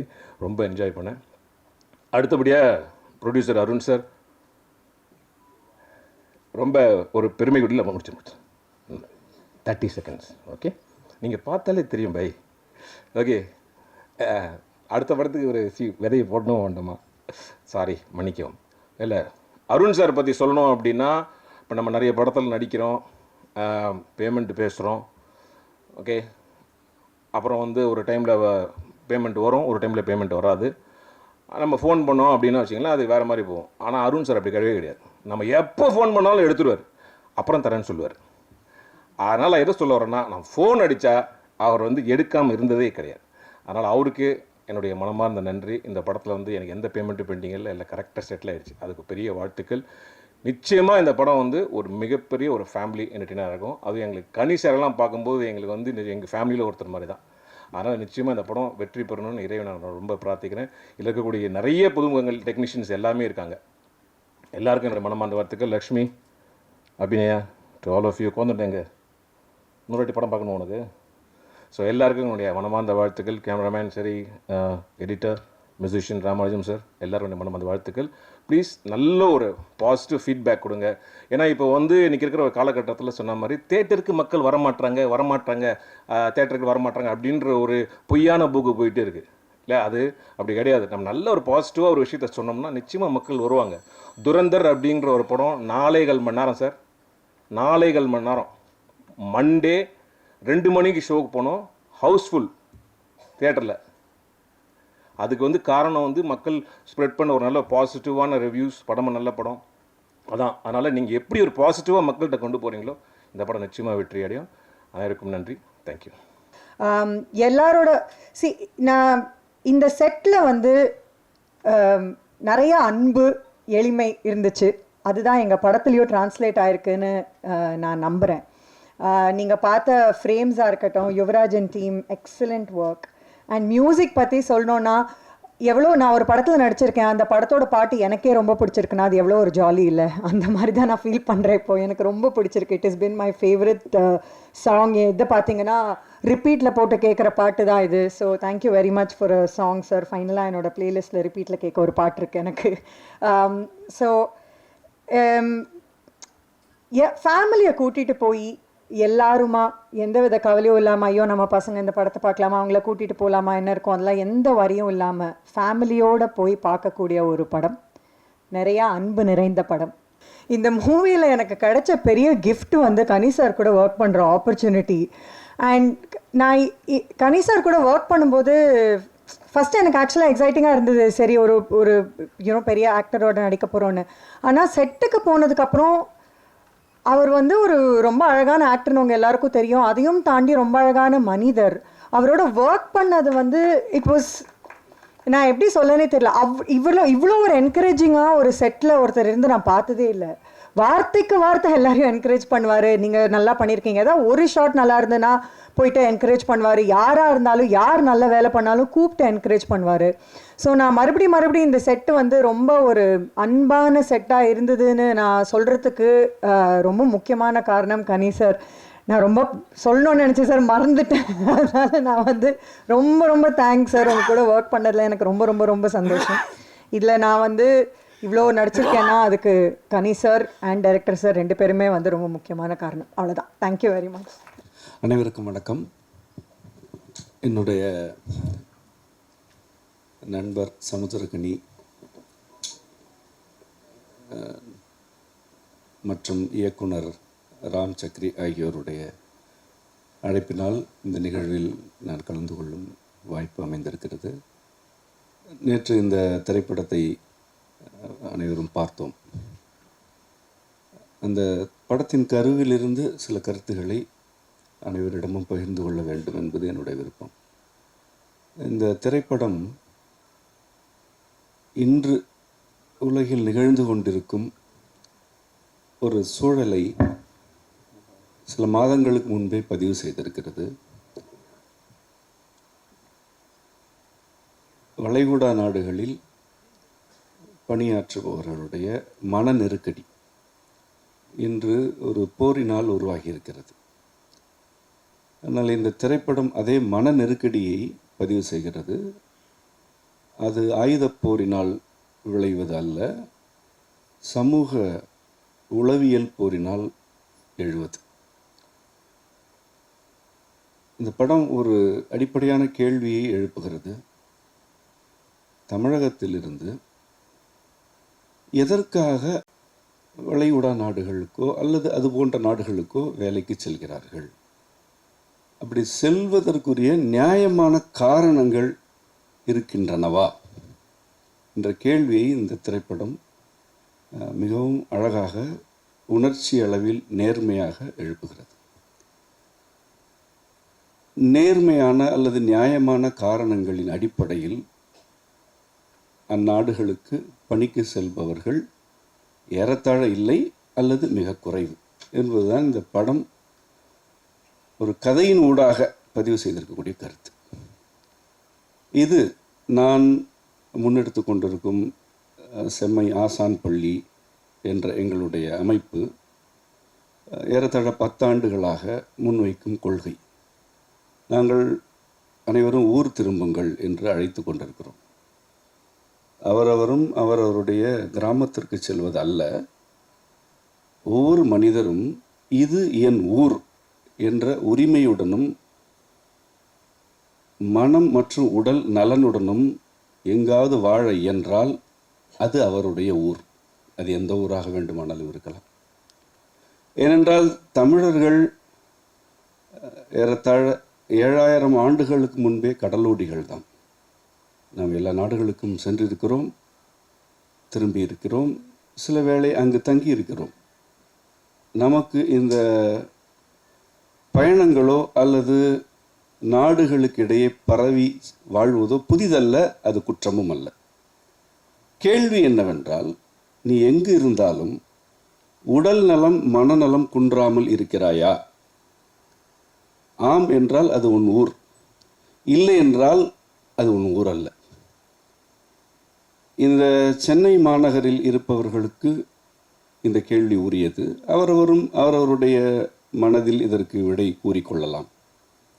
வெளியே என்ன பேசினாலும் உள்ளே ஒருவன் இருக்கிறான், அவன் உண்மையை உணர்த்துகிறான் அல்லது அவன் நம்மிடம் உண்மையை எதிர்பார்க்கிறான். எவ்வாறாயினும் உள்ளே இருப்பவனுக்கும் நமக்கும் இடையில் இருக்கும் உறவு உண்மை மட்டும்தான். நான் உடல் அளவிலும் மனநிலையிலும் நலமாக இருக்கிறேன் என்று உங்களால் உண்மையாக உள்ளே உறையும் இறைவனிடம் உரைக்க முடிந்தால் நீங்கள் உங்கள் ஊரில் இருக்கிறீர்கள்.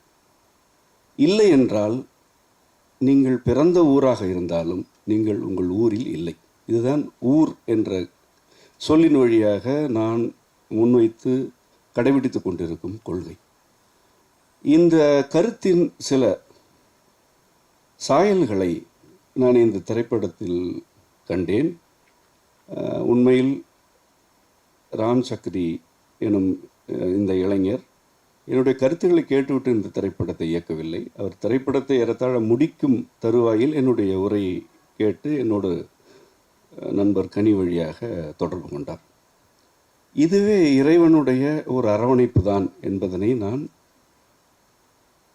இந்த மேடையில் பதிவு செய்ய விரும்புகிறேன். அதாவது, உள்நோக்கம் இல்லாமல் அன்பு வழிபட்டு ஒரு கருத்து முன்வைக்கப்படுகிறது என்றால் அந்த கருத்தினை வெல்லச் செய்வதற்குரிய யாவற்றையும் இறைவன் அருளி நிகழ்த்துவான். மாறாக உள்நோக்கம் கொண்ட தன்னலம் கொண்ட கருத்துக்களை அவரவரும் முயற்சித்து தான் நிறைவேற்ற வேண்டும். இன்று இந்த திரைப்படம் வெளிவர இருக்கிறது. இது வெளிவரும் பொழுது உள்ள சூழலை நோக்குங்கள். வளைகுடா நாடுகளில் இருந்து கிளம்பி வர வாய்ப்பற்று நம்முடைய உறவினர்கள் அங்கே இருக்கிறார்கள். இங்கிருப்பவர்கள் அங்கு செல்வதற்கு நினைத்தாலும் அதற்கான அனுமதி மறுக்கப்பட்டு இங்கு இருக்கிறார்கள் என்றால் இதற்கு என்ன பொருள்? ஒரு சூழல் தனக்கு வேண்டுமென்றால் உங்களை அழைக்கிறது, வேண்டாம் என்றால் தூக்கி வீசுகிறது. இது எப்படி உங்களுடைய வாழ்க்கையை உறுதி செய்யும் சூழலாக இருக்கும், அல்லது இது எப்படி உங்களை அன்போடு அரவணைக்கும்? இன்று இந்த நிலை, நாளை இதனை விட கடுமையான சூழல்கள் தான் வர இருக்கின்றன. மிக மிக கூடுதலாக 2030க்குள் இந்த புவிச்சூழலும் மனித சமூகமும் தலைகீழான நிகழ்வுகளை எதிர்கொள்ளப் போகின்றன. இன்று நாம் ஒரு போர் சூழலில் தான் இருக்கிறோம். உங்கள் வீட்டில் அடுப்பெரிய வேண்டுமா இல்லையா என்பதை எங்கோ இருக்கும் ஒரு நாடு தீர்மானித்து விட்டது. இதுவே போர்தான்.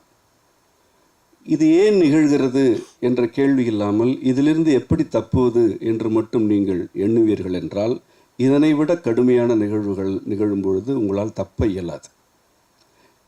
இது யாவர் மீதும் இருக்கும் அக்கறையின் வெளிப்பாடே அன்றி யாரையும் அச்சுறுத்துவதல்ல. பொதுவாக நான் என்னுடைய மாணவர்களிடம் கூறுவதும் கடைபிடிப்பதும் ஒன்று உண்டு. யாரையும் அச்சுறுத்தக்கூடாது, தீமை நிகழ்ந்துவிடும் என்று சொல்லக்கூடாது. ஆனால் தீமை நிகழ்ந்தால் எப்படி அதிலிருந்து மீண்டு வர வேண்டும் என்ற கல்வி மிக மிக இன்றியமையாதது. நீ கெட்டு போவாய் என்று கூறுவதல்ல நோக்கம். கெடுக்கும் சூழல் வந்தால் எப்படி மீண்டு வர வேண்டும் என்று உணர்த்துவதும் அறிவுறுத்துவதும் தாய்மை. அந்த தாய்மை ஒவ்வொருவருக்கும் இருக்க வேண்டும். அது இந்த திரைப்படத்தின் வழியாக ஒரு கதையாக வெளிப்பட்டிருக்கிறது என்றுதான் நான் பார்க்கிறேன். ஊர் திரும்புதல் என்பது பொருளாதார வாய்ப்புகளை தூக்கி வீசிவிட்டு வெறும் கையோடு நிற்பது அல்ல. நீங்கள் உங்களுக்கு உரிய உடல் மற்றும் மனநலுடன் வாழ்வதற்கு எந்த சூழல் உகந்ததோ அதனை நீங்கள் ஏற்படுத்தி கொள்ள வேண்டும். இன்று நோய் பெருக்கம், மனநோய் பெருக்கம் ஆகியன நீக்கமர நிறைந்துவிட்டன. நீங்கள் வெற்றிகளை பற்றி நிறைய உரையாடுகிறீர்கள். நான் எதனை வெற்றி என்று உங்கள் வாழ்க்கையில் காண்பது? உங்கள் அனைவரையும் எனக்கு தெரியாது, தெரிந்து கொள்ள வேண்டிய தேவையில்லை. ஆனால் இந்த கூட்டம் வெற்றிகரமாக வாழ்கிறது என்று நான் எதனை வைத்து நம்புவது அல்லது புரிந்து கொள்வது? இது 30 அடுக்கு மாடி கட்டிவிட்டது என்பதனாலா, அல்லது குறிப்பிட்ட வாகனத்தில் வருகிறது என்பதனாலா, அல்லது இவர்களுடைய ஆடைகளும் அணிகலன்களும் விலை உயர்ந்தன என்பதனாலா? இவையெல்லாம் வெற்றியா? எந்த முகம் நோயற்று இருக்கிறதோ அது வெற்றிகரமான முகம்.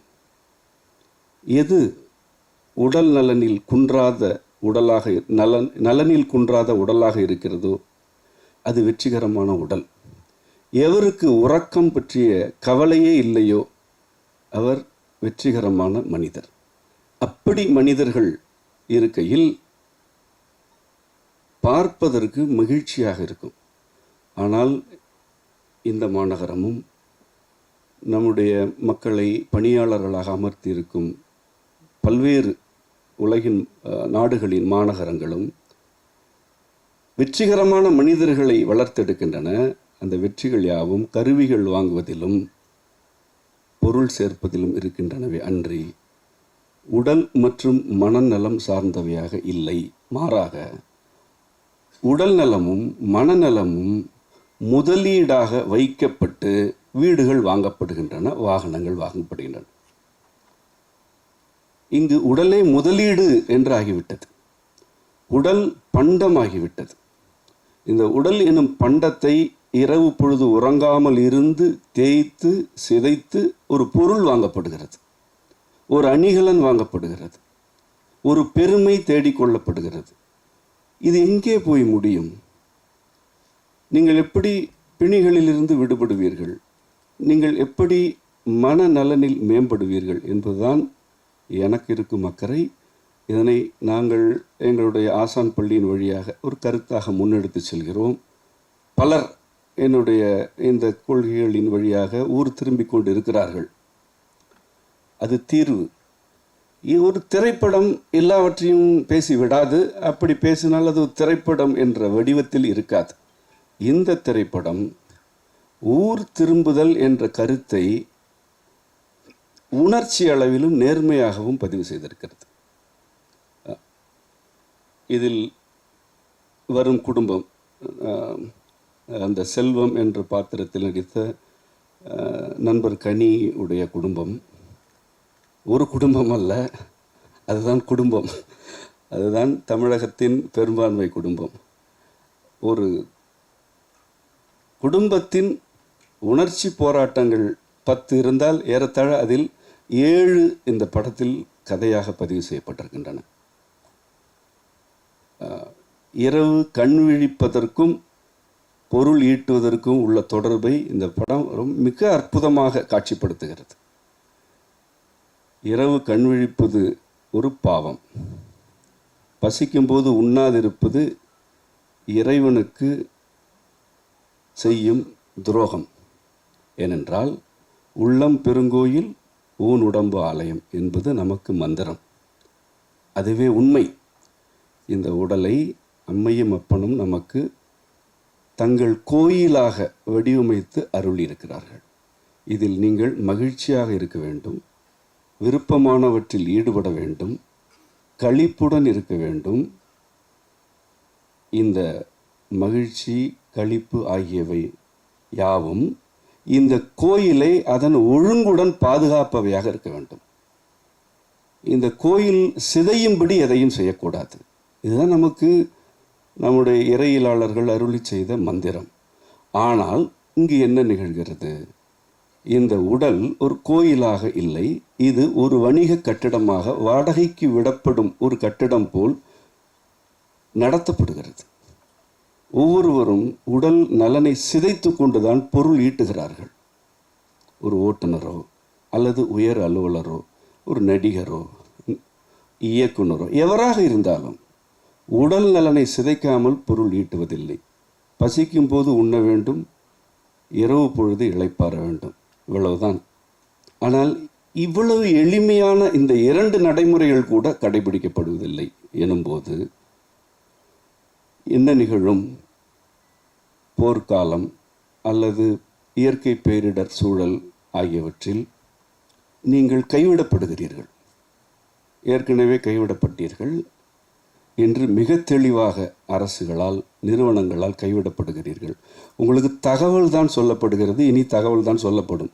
உங்களை நீங்களே பார்த்து கொள்ளுங்கள், நீங்கள் வீட்டில் இருந்து பணி செய்யுங்கள், உங்களுடைய பொருள் பயன்பாட்டை குறைத்து கொள்ளுங்கள் என்று அரசுகள் உங்களுக்கு தகவல் சொல்லும். நீங்கள் மீறினால் தண்டிக்கப்படுவீர்கள். அரசுகளும் நிறுவனங்களும் உங்களை கைவிடுகின்றன. அதனையாவது நீங்கள் புரிந்து கொள்ள வேண்டும். எந்த அரசாலும் இனி வரும் சூழல்களில் எல்லோரையும் காப்பாற்றவும் இயலாது. மனித சமூகம் அந்த நிலைக்கு சென்று விட்டது. இப்பொழுது ஒவ்வொரு மனிதரும் தத்தம் உடல் மற்றும் மனநலனை மேம்படுத்துவதற்கு முதலில் செய்ய வேண்டியது, இந்த உடல் என் கோயில், இந்த உடல் என் இறைவன் எனக்கு அருளியது என்ற உண்மையை துளி அளவாவது ஏற்றுக்கொள்ள வேண்டும். அப்படி ஏற்றுக்கொண்டால் இவ்வுடலை சிதைக்கும் வண்ணம் நீங்கள் இரவு கண் விழித்து பணியாற்ற மாட்டீர்கள், பசிக்கும் பொழுது முறையான உணவு உண்ணாமல் தவிர்க்க மாட்டீர்கள். இந்த 2இல் இருக்கிறது உங்கள் வாழ்க்கையில் ஊர் திரும்பும் பயணத்தின் தொடக்கம். மீண்டும் கூறுகிறேன், பசிக்கும் பொழுது முறையான உடலை சிதைக்காத உணவு பழக்கம் வேண்டும், இரவு பொழுது இளைப்பாற வேண்டும். இந்த 2ஐ ஒருவேளை நீங்கள் கடைபிடித்தாலே உங்கள் வாழ்க்கை மேம்படும். ஆனால் ஒட்டுமொத்த சமூகத்தின் பொருளாதார நிலைமையே ஆட்டம் கண்டு போகும். நான் இரவு இனி இளைப்பாறப் போகிறேன் என்று சொன்னாலே நாட்டின் பொருளாதாரமே சரிந்து போகும். அந்த அளவுக்கு உங்களுடைய உடல் ஒரு பண்டமாக மாற்றப்பட்டு இங்கு கட்டமைப்புகள் எழுப்பப்பட்டிருக்கின்றன. நீங்கள் ஒவ்வொருவராக இந்த உண்மைகளை புரிந்து கொண்டு உங்கள் உடலை பண்டம் என்று நோக்காமல் இறைவன் உறையும் கோயில் என்று விளங்கி கொண்டு வாழ்க்கையை மேம்படுத்தி கொள்வதற்கு இந்த கருத்துகள் ஒரு துளி ஈரத்தை விதைக்கட்டும் என்று கூறி இந்த திரைப்பட கலைஞர்கள் யாவருக்கும் மற்றும் இந்த உரையை செவிமடுக்கும் யாவருக்கும் அம்மையப்பர் அருள் நிறைக என கூறி முடிக்கிறேன். நன்றி, வணக்கம். இங்கே வந்திருக்கும் அனைவருக்கும் என்னுடைய பணிவான வணக்கங்களை தெரிவித்துக் கொள்கிறேன். முதல்ல ஒரு மாதிரி உரைகள்லாம் ஆரம்பிச்சது எங்கள் டீம்லேருந்து நீங்கள் பார்த்துருப்பீங்க. எல்லாருக்குமே கொஞ்சம் டென்ஷனாகவும் மூச்சு வாங்குற மாதிரியான சிச்சுவேஷன் தான். பிகாஸ் இது வந்து எங்களுடைய ஃபஸ்ட் மேடைன்றனால. பட் லாஸ்ட்டாக நீங்கள் கேட்ட உரை தான் இந்த நாங்கள் சொல்லணும்னு நினைக்கக்கூடிய ஒரு விஷயம். இந்த மேடையில் செந்தமிழன் ஐயா கலந்துக்கிட்டது தான் இந்த படத்தோடைய மிகப்பெரிய பாக்கியம்னு நான் நினைக்கிறேன். இறைவனோட அருளால் இந்த படம் எடுக்கப்பட்டதே இந்த மேடை அவருக்கு கிடைக்கணுன்றதுக்காகன்னு நான் நம்புகிறேன். இந்த படத்துலேருந்து சில பேர் சமுத்திரகனி சாரோடைய அடுத்த படத்தில் ஸ்கூல் பஸ்ஸில் நடிச்சிருக்காங்க. சார் சில சமயம் உன்னுடைய கேஸ்ட்டை எனக்கு ஹெல்ப் பண்ணிச்சுன்னு சொல்லியிருக்காரு. பட் இதெல்லாம் தாண்டி இந்த படம் மூலயமா செந்தமிழன் ஐயாவுடைய ஒரு பழக்கம், அவருடைய எழுத்துக்கு நான் படுத்தப்பட்டிருக்கிறேன்றது எனக்கு ஒரு மிகப்பெரிய பாக்கியமாகவும் நான் நினைக்கிறேன். அது ஒரு விஷயம் போதும் சார், நீங்கள் இந்த மாதிரி ஒரு உறவை அவர்கிட்ட ஏற்படுத்தி கொடுத்தது. ஸோ ஒரு சின்ன கிளாரிஃபிகேஷன், என்னுடைய பேர் வந்து இதுக்கு முன்னாடி முதல் படம் நான் எடுத்தது கார்த்திக் ரவின்ற பேரில் குறையொன்றுமில்லைன்னு எடுத்தேன். அதற்கு பிறகு இந்த துறையில் நிறைய பேர் கார்த்திக்னு இருக்காங்கன்றதுனால என்னுடைய பேரை ராம் சக்கரின்னு மாற்றணும்னு தோணுனால இந்த படத்துலேருந்து என்னுடைய பேர் ராம் சக்கரின்னு மாற்றிருக்கேன். இந்த இடத்துல இன்னும் சில பேருக்கு நன்றி சொல்லணும்னு நினைக்கிறேன். அதில் ஃபஸ்ட்டு என்னென்னா, என்னுடைய முதல் படம் எடுக்கும்போது சரி நமக்கு ப்ரொடியூசர்ஸ்லாம் கிடைக்கல, கடன் வாங்கி தான் எடுக்கணும் அப்படின்ற ஒரு சுச்சுவேஷன் மாதிரி வரும்பொழுது, இல்லை இது நமக்கு கடன் வாங்குறது செட் ஆகாது, அதனால் க்ரௌட் ஃபண்டிங்கில் பண்ணலான்னு சொல்லி ஒரு 60 பேர்கிட்ட கடன் வாங்கி எடுக்கப்பட்ட படம் தான் முதல் படம். அந்த 60 பேருக்கும் நான் இன்றைக்கி நன்றி சொல்லிக்கிறேன். ஏன்னா ஒரு வேளை அவங்க கொடுக்கலனா இன்றைக்கி இந்த மேடைக்கு வந்திருக்கிறதுக்கான வாய்ப்பு இருக்குல்ல. ஸோ அன்றைக்கி கொடுத்த எல்லாருக்கும் நன்றின்னு நான் சொல்லிக்கிறேன். ரெண்டாவது, இந்த படம் எடுக்கிறதுக்கு எனக்கு சமுத்திரகனி சாருக்கு அறிமுகப்படுத்தின எங்களுடைய காமன் நண்பர் ஸ்ரீராம் சார், அவர் வந்து எனக்கு அறிமுகப்படுத்தினதுக்கு அவருக்கு ஒரு மிகப்பெரிய நன்றியை நான் சொல்லணும். ஏன்னா அடுத்த படம் முதல் படம் வந்து 2014 ரிலீஸ் ஆச்சு, ஆனால் எடுக்க ஆரம்பித்தது கிட்டத்தட்ட 2011. ஸோ கிட்டத்தட்ட 10 வருஷம் கழித்து தான் இந்த படம் பண்ணுறோம். இதுக்கு நடுவில் ஸ்கிரிப்ட்ஸ்லாம் எங்கேயும் எல்லாருக்கிட்டையும் போய் சொல்கிறோம் கிடைக்கல அப்படின்னும்போது ஸ்ரீராம் சார்கிட்ட சொல்லும்போது அவர் சொன்னார், சமுத்திரகனி சார்கிட்ட ஸ்கிரிப்டை அனுப்ப முடியும், அவ்வளோதான் என்னால் பண்ண முடியும், அவர் பண்ணுன்னெலாம் சொல்ல முடியாது, பிடிச்சிருந்தா பண்ணுவார்னு சொன்னார். நான் எனக்கு என்னென்னா எல்லாருக்கிட்டையும் கொடுத்து அவங்க வாங்கி வச்சுப்பாங்க, அப்புறம் படிக்க மாட்டாங்க. ஸோ அவங்க படிக்கிறதுக்கு ஒரு 3 மாதம் ஆகலாம், 6 மாதம் ஆகலாம். அது வரைக்கும் நீங்கள் வந்து அவங்க இப்போ படிக்கிறாங்களா இல்லையான்ற ஒரு கேள்வியோடையே சுற்றணும். அதனால் ஸ்ரீராம் சார்கிட்ட சொன்னேன், சார் அவர் படிக்கிறக்கும் போது எனக்கு ஒரு ஃபோன் பண்ண சொல்லுங்கள் சார், நான் சில விஷயம் சொல்லணும்னு சொன்னேன். ஆக்சுவலாக எதுவும் இல்லை, அது வரைக்கும் கவலைப்படாமல் இருக்கலான்றதுக்காக தான் சொல்ல சொன்னேன்.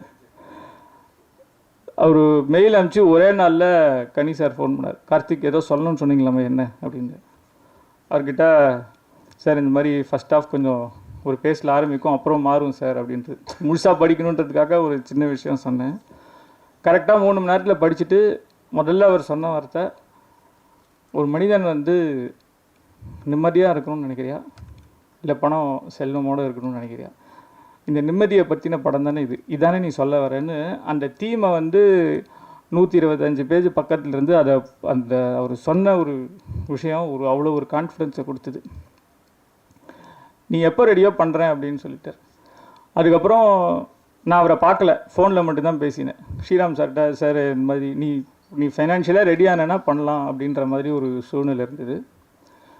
அப்போது அடிக்கடி ஸ்ரீராம் சார்கிட்ட, சார் அவர்கிட்ட சொல்லட்டும், அவரை நான் பார்க்கல, நேரில் பார்க்கலாமா, இல்லை அவர் சொன்னால் பண்ணுவார், நீ ரெடினா சொல்லு, நம்ம ஃபாலோ. ஏன்னா அதுக்கு நடுவில் பவன் கல்யாண் சாரோட படம் பண்ணுறாரு, RRR பண்ணுறாரு, நம்ம இந்த கார்மேனி செல்வம்லாம் ஞாபகம் இருக்குமா இல்லையான்ற ஒரு பயத்தோடு தான் இருந்தேன்.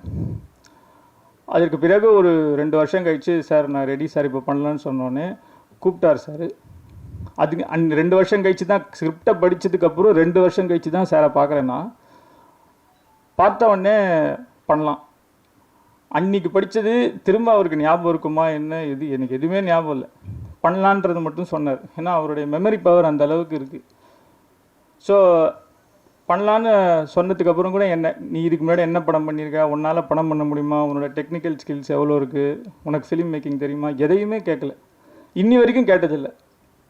அதுவே எனக்கு ஒரு வியப்பாக இருக்குது. எப்படி ஒருத்தர் இந்த மாதிரி தன்னுடைய உள்ளுணர்வை நம்பி ஒரு ஒரு ஒரு ப்ராஜெக்ட்டுக்கு ஒரு டெசிஷன் எடுக்க முடியும் அப்படின்றது.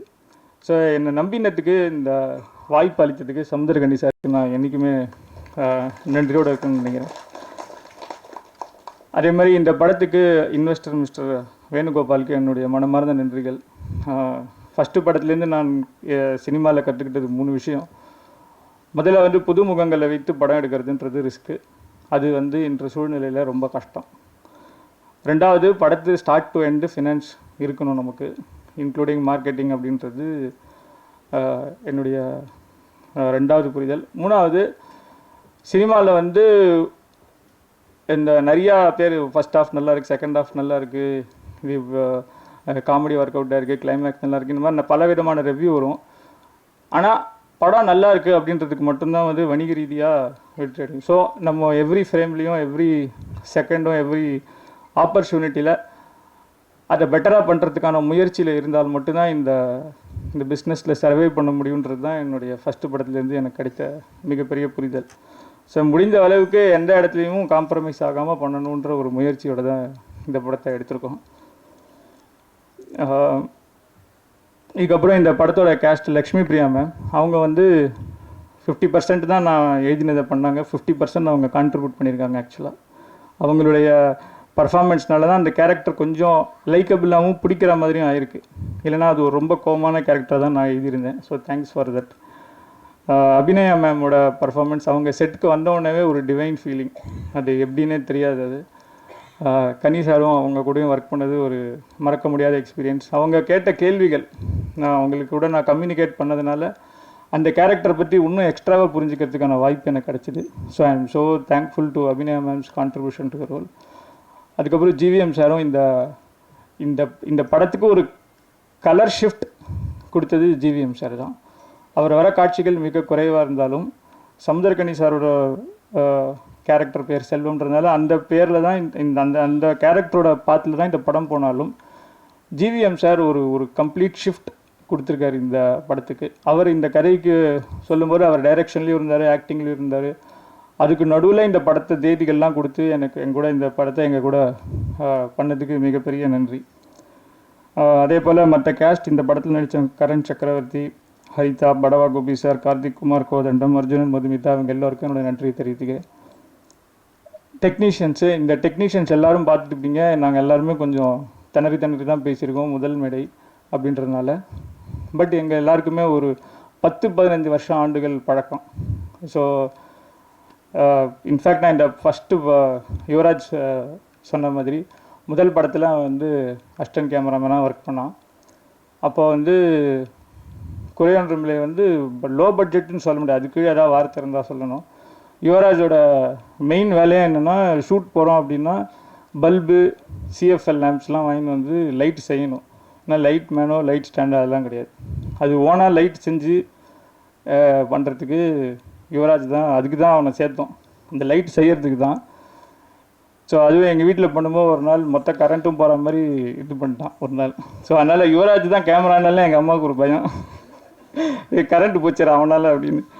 ஸோ ஆனால் இன்றைக்கி இந்த படத்தில் யுவராஜ் ஒரு ப்ரொஃபஷ்னல் கேமரா செட்டப்பில் அப்படி கிரேனில் பார்க்கும்போது அது எனக்கு ஒரு மிகப்பெரிய சந்தோஷத்தை என்றைக்குமே கொடுத்துருக்கு.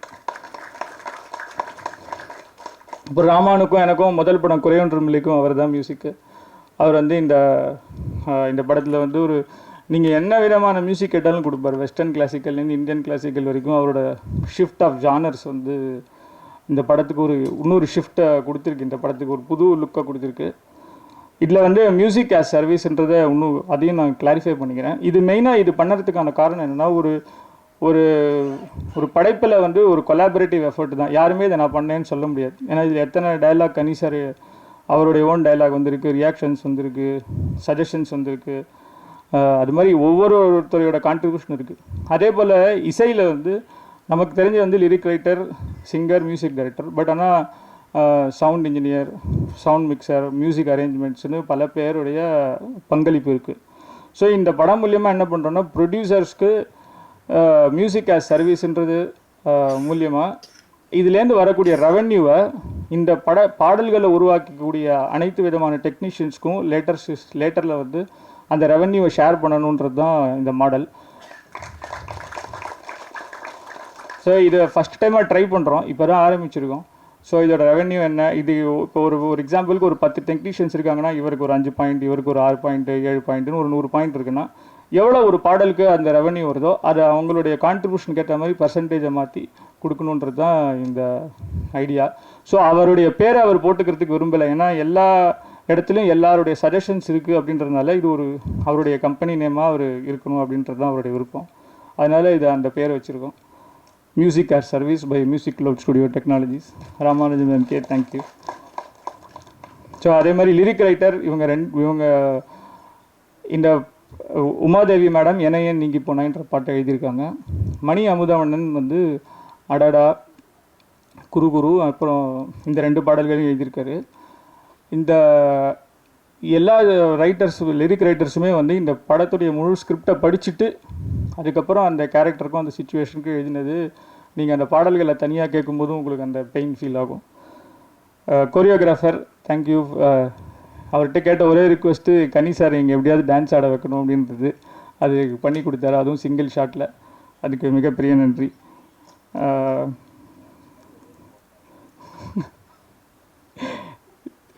அதே போல் ப்ரொடக்ஷன் டிசைனர் அவர் வந்து செட்டெல்லாம் போட்டிருக்காரு முன்னாடியே, பல படத்துக்கு, இந்த படத்துக்கும் போட்டு நிறைய பாராட்டுகள்லாம் வாங்கியிருக்காரு.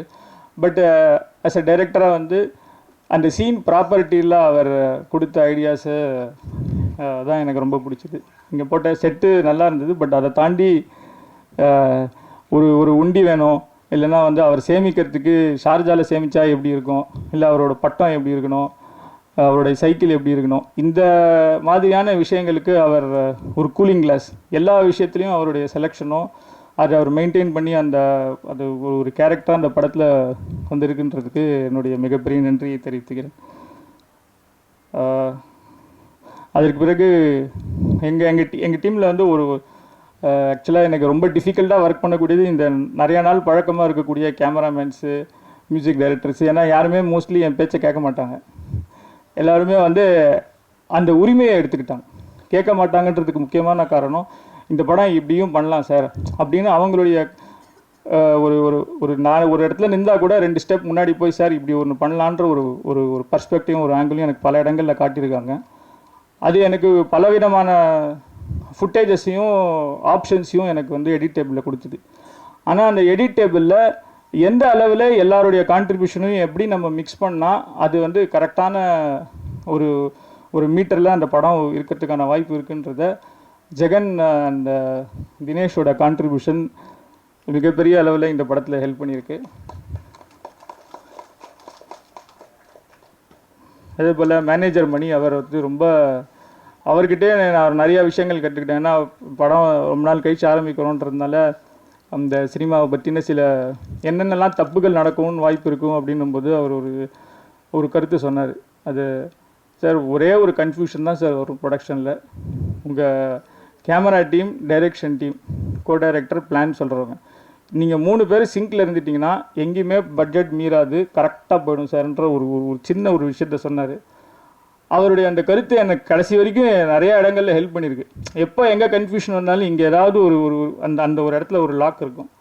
ஸோ அந்த மாதிரி அவர் பார்க்குறதுக்கு அவ்வளோவா ஸ்பாட்டில் வந்து சுற்றிட்டே இருப்பார். பட் அவருக்கு எங்கே பிரச்சனை அடுத்து எப்போ வருன்றது ஒரு 2 ஸ்டெப் முன்னாடியே தெரிகிற அளவுக்கான ஒரு பர்சன் மணி. அவருடைய கான்ட்ரிபியூஷன் இந்த படத்துக்கு பட்ஜெட்டில் இருந்ததுக்கான காரணமும் அவர் தான்.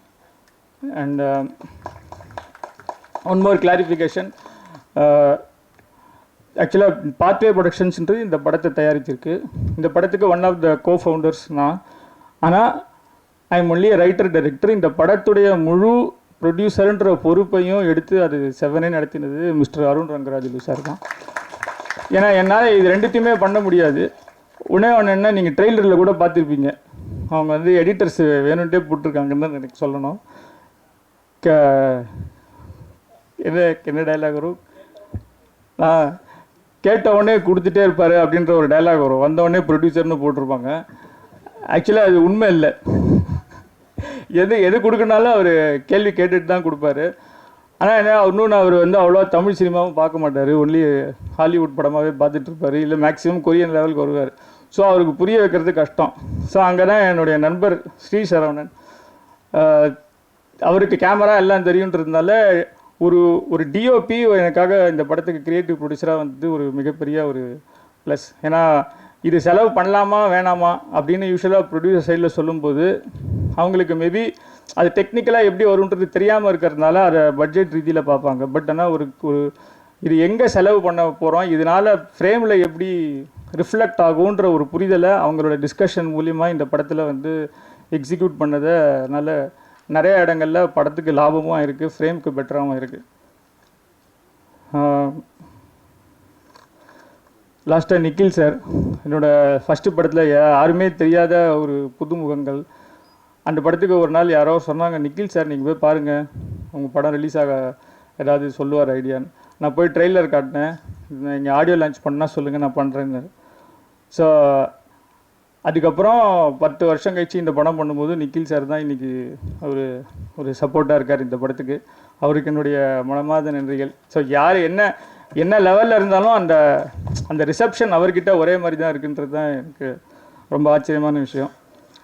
லாஸ்ட்டாக என்னோட AD team, co director Mara, associate director Saravanan, Vignesh, Prem, அப்புறம் assistant director Sridhar, Kanishka, Sivan, Siva, Naresh, Ramal Prabhu, Hariharan Sudhan, Arun Babu, Nithyanandan. So இவங்க எல்லாருமே அவங்களுடைய படைப்போட இந்த மேடைக்கு சீக்கிரமே வரணுன்றது என்னுடைய வாழ்த்துக்கள்.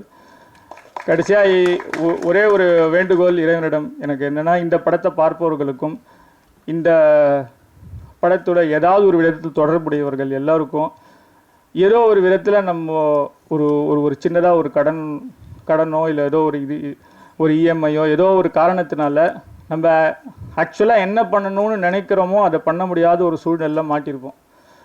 அதை நம்ம என்ன பண்ணணும்னு நினைக்கிறத அடமானம் வச்சு தான் அந்த கடன் வாங்கியிருக்கோம். வெறுமை வந்து உங்கள் பே ஸ்லிப்பை பார்த்து யாரும் கடன் கொடுக்கறதில்ல. நீங்கள் இன்றைக்கி நம்ம வாங்குகிற எல்லா கடனுக்கும் வேறு ஏதோ ஒரு விதத்துலையோ குடும்பம் மூலியமாகவோ இல்லை நான் பண்ண வேண்டிய விஷயத்தை பண்ண முடியாமல் இருக்க காரணத்தினால தான் நம்ம இந்த ஒரு சூழலில் சிக்கியிருக்கோம். இந்த சூழலில் சிக்கியிருக்கிற அனைவர்களுக்கும் ஒரு நிரந்தரமான ஒரு நிறைவான வாழ்க்கை கிடைக்கணும். இதுலேருந்து வெளில வரணுன்று நான் இந்த இறைவனை பிரார்த்திக்கிறேன். நன்றி, வணக்கம்.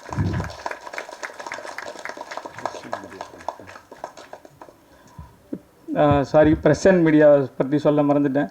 என்னுடைய முதல் படத்துக்கு வந்து ப்ரெஸ் அண்ட் மீடியா மட்டும்தான் ஒரு சில ரிவ்யூஸ் அண்ட் இது போட்டிங்க. இன்னி வரைக்கும் அது மட்டும்தான் சில இடத்துல காட்டுற மாதிரி எனக்கு உதவி இருக்குது. ஸோ இந்த படமும் நீங்கள் எல்லோரும் பார்த்துட்டு உங்களுக்கு பிடிச்சிருந்தா கண்டிப்பாக நீங்கள் ஆதரிக்கணும்னு நான் வேண்டிக்கிறேன். தேங்க்ஸ். ரொம்ப சந்தோஷம், ரொம்ப சந்தோஷம். பாரு,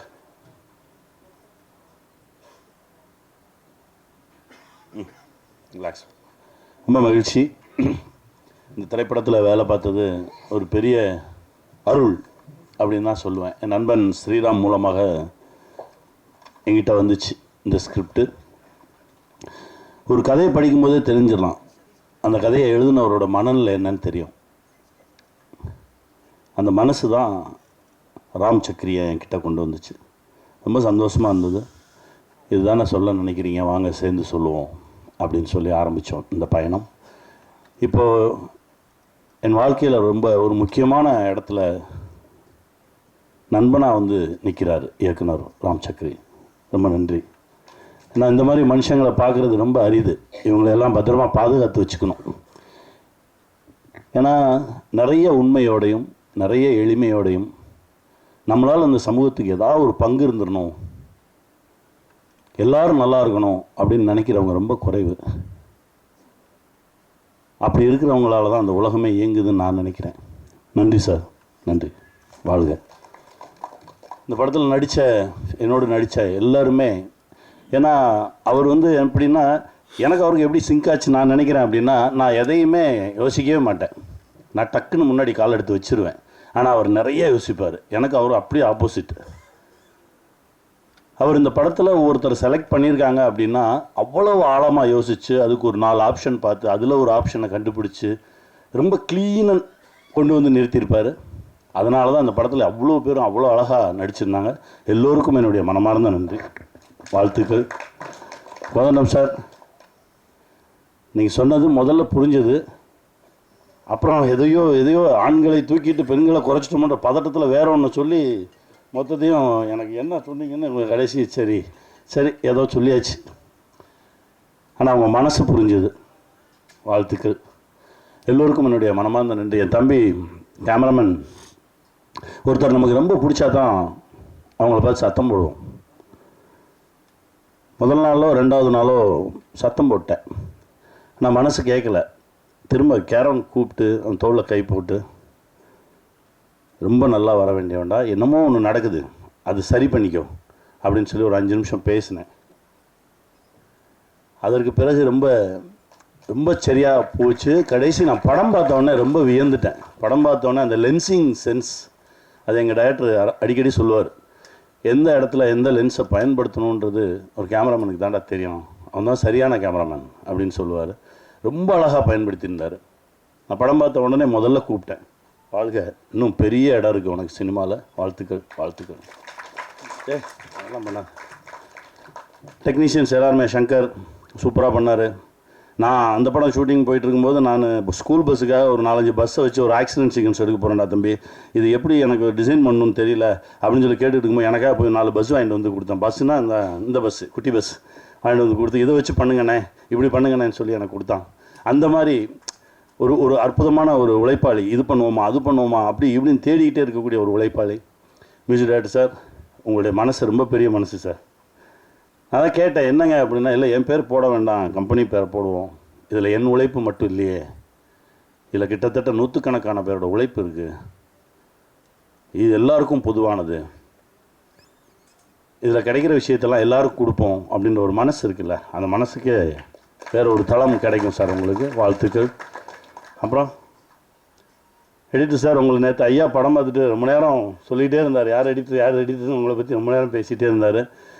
அப்புறம் மாஸ்டர், நான் என்னமோ பெரிய பிரேக் டான்ஸ் ஆடுற மாதிரி பேசுகிறீங்க, ஏதோ ஆட்டோன்ற பேரில் என்னமோ ஒன்று பண்ணிகிட்டு இருந்தேன், அது வந்து சேர்ந்துருச்சு. ரொம்ப தேங்க்ஸ் மாஸ்டர், என்னையும் வந்து ஆட வச்சிட்டீங்க, ரொம்ப மகிழ்ச்சி மாஸ்டர், தேங்க்யூ. காஸ்டியூம்ஸ் மேடம் நல்லா இருந்தது, உண்மையிலே நல்லா பண்ணியிருந்தீங்க, தேங்க்யூ. என் மயன் சூப்பரா கலக்கிறடா. எங்கள் எல்லாத்தையும் விட அவங்க தான் வந்து சப்ஸ்கிரைபர்ஸ் ஜாஸ்தி, வியூவர்ஸ் ஜாஸ்தி, நாங்களாம் குறைவு, குட்டி புலி அப்படின்னா தேசத்துக்கே தெரியும். இன்னும் நல்லா அவனுடைய எனர்ஜிக்கு, என்ன கடலில் தூக்கி போடவா போடு அப்படின்றான். அப்போ அதுக்கப்புறம் தான் எப்படா வந்துடுவேன், நான் வந்துடுவேன், நீங்கள் தான் இருக்கீங்கள, என்னை தூக்கி போடுங்க அப்படின்னு சொல்லி அவ்வளவு எனர்ஜியாக, ஏன்னா நம்ம ஊருக்காரன், அதனால் அந்த எனர்ஜி ரொம்ப சந்தோஷமாக இருந்தது. அற்புதமாக வேலை பார்த்தோம். தேங்க்யூ. எல்லோருக்கும் என்னுடைய மனமார்ந்த நன்றி. ஸ்ரீ சரவணன் ரொம்ப நல்லவன், வாழ்த்துக்கள் சரவணா, அழகுடா. ஒரு 2003-2004 நாங்கள் ஒர்க் பண்ணிட்டு இருந்த காலகட்டம் தான். இவர் சரவணா இருக்கான், நிகில் நண்பர், அப்புறம் செந்தமிழன் அப்படின்னு சொல்லி ஒரு நண்பர், கேபி சாரோட பட்டறையில் வேலை பார்த்துட்ருக்கோம். எல்லாரும் எழுதுவாங்க, வேலை செய்வாங்க. ஆனால் செந்தமிழனோட எழுத்துக்கு ஒரு மிகப்பெரிய ஃபேன். மைக்ரோ தொடர்கள், மேக்ரோ சிந்தனைகள்னு ஒன்று போயிட்டுருக்கோம். செந்தமிழன் எழுதுவாரா அப்படின்னு காத்துட்டு இருந்த கதைகள்லாம் நிறையா இருக்குது.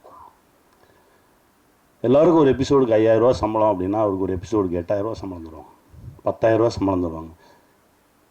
அவனை எழுத சொல்கிறா அப்படிம்பார் கைலாசம் சார்.